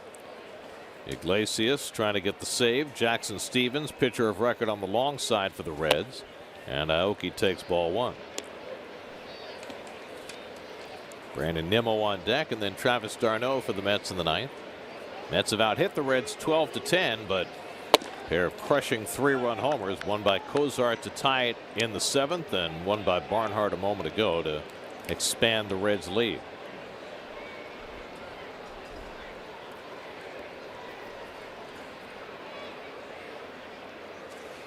Meanwhile, the Yankees are crushing the Rangers today. They're up 9-1 in the 4th, and along the way in that game, Aaron Judge drew a walk. Judge has now walked 107 times, which is a new Major League rookie record. And if I gave you 10 million guesses, you wouldn't guess the guy whose record he broke. What decade? The 40s. I never heard of the guy Then before I read it today. And spill the beans. It was from the war years, 1942. The Indians had a young player named Les Fleming. Never heard of him. Walked 106 times as a rookie. Never had much of a career after that. And that's whose record Aaron Judge broke today. They say records are made to be broken, but that's a player whom the entire world had forgotten until his name comes up in conversation 75 years later. So we've revived the memory of Les Fleming and the 1942 Cleveland Indians. Meanwhile, the 2017 Cleveland Indians will be looking for their 18th straight win tonight. Which is pretty incredible. Obviously, they are in complete charge of the Central. They'll have Trevor Bauer, who's had himself a resurgent season, going tonight against the Orioles. Aoki strikes out for the first out in the bottom of the ninth.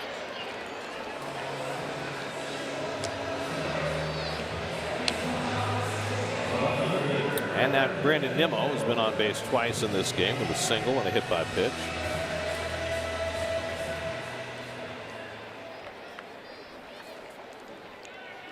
Well, the Rockies are ahead of the Dodgers again. 1-0 in the second. Well, it's a long way to go on that one, but I've never been a Dodger fan. You know that. Well, they are in risk of their 10th straight loss today. They've won one game in their last 15.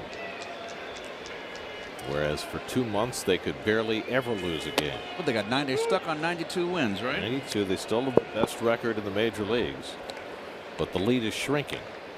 They went into the day 5 games in front of the Nats for the best record in baseball, and could be 4 by the end of the day. What, with 20 games left, it's going to be they'll be hard pressed to win 108 Wagos. Well, you knew that the Dodgers were probably going to have the best record in the National League for the last few months, and you would assume for many months that the Astros would have the best record in the American League, and they did from May 10th until yesterday when the Indians caught them. Cleveland and Houston each with the same record at 86 and 56 coming into today. That's what a 17-game winning streak will do for you.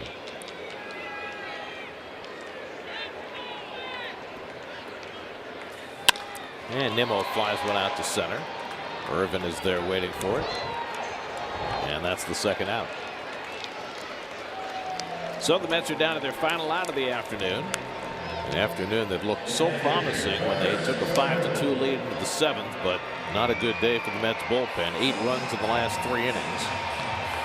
And now Iglesias trying to put on the finishing touches against Travis d'Arnaud. Travis today 1 for 4, drove in a run with a first inning ground out.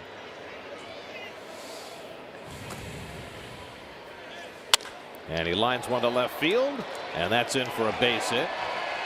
So d'Arnaud prolongs the afternoon with his second hit. And that'll get Dominic Smith to the plate.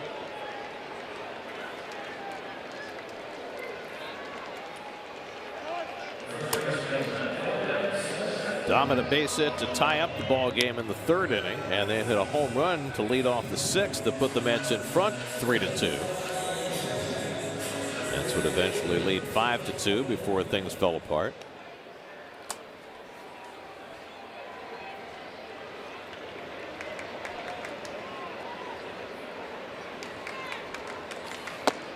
And Smith takes a fastball from Iglesias for a strike.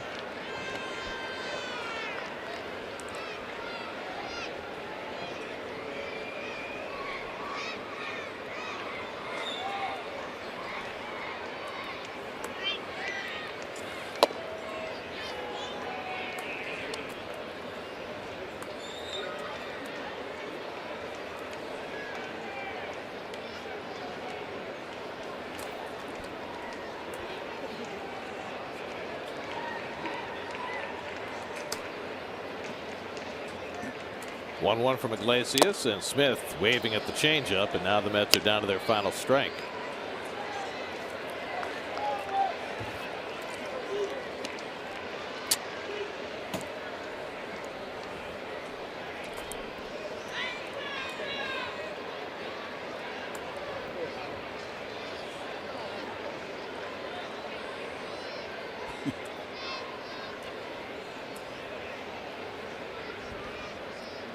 Here's the 1-2, and Smith fouls back the fastball to hang in there.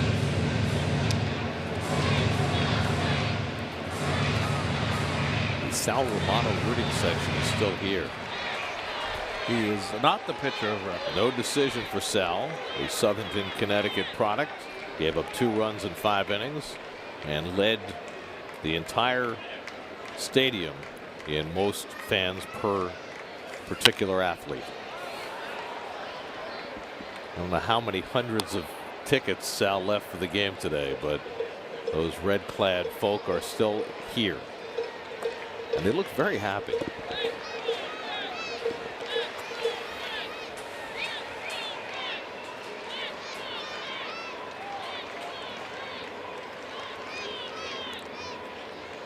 Again, the 1-2.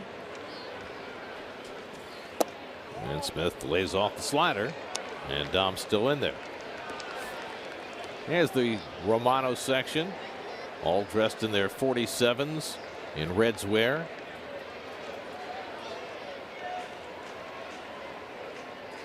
Good for Sal in his first game ever close to home. And Smith strikes out, and that puts an end to the afternoon.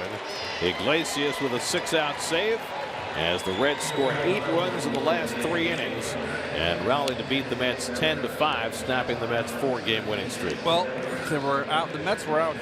Mets out hit the Reds, but as Gary mentioned earlier, the 2 3-run home runs, Cozart in the 7th, that tied the ball game. The Mets were up 5-2, and then the 3-run home run by Barnhart, who had himself quite a day. There he is, right there. He's the hero. 3 for 4.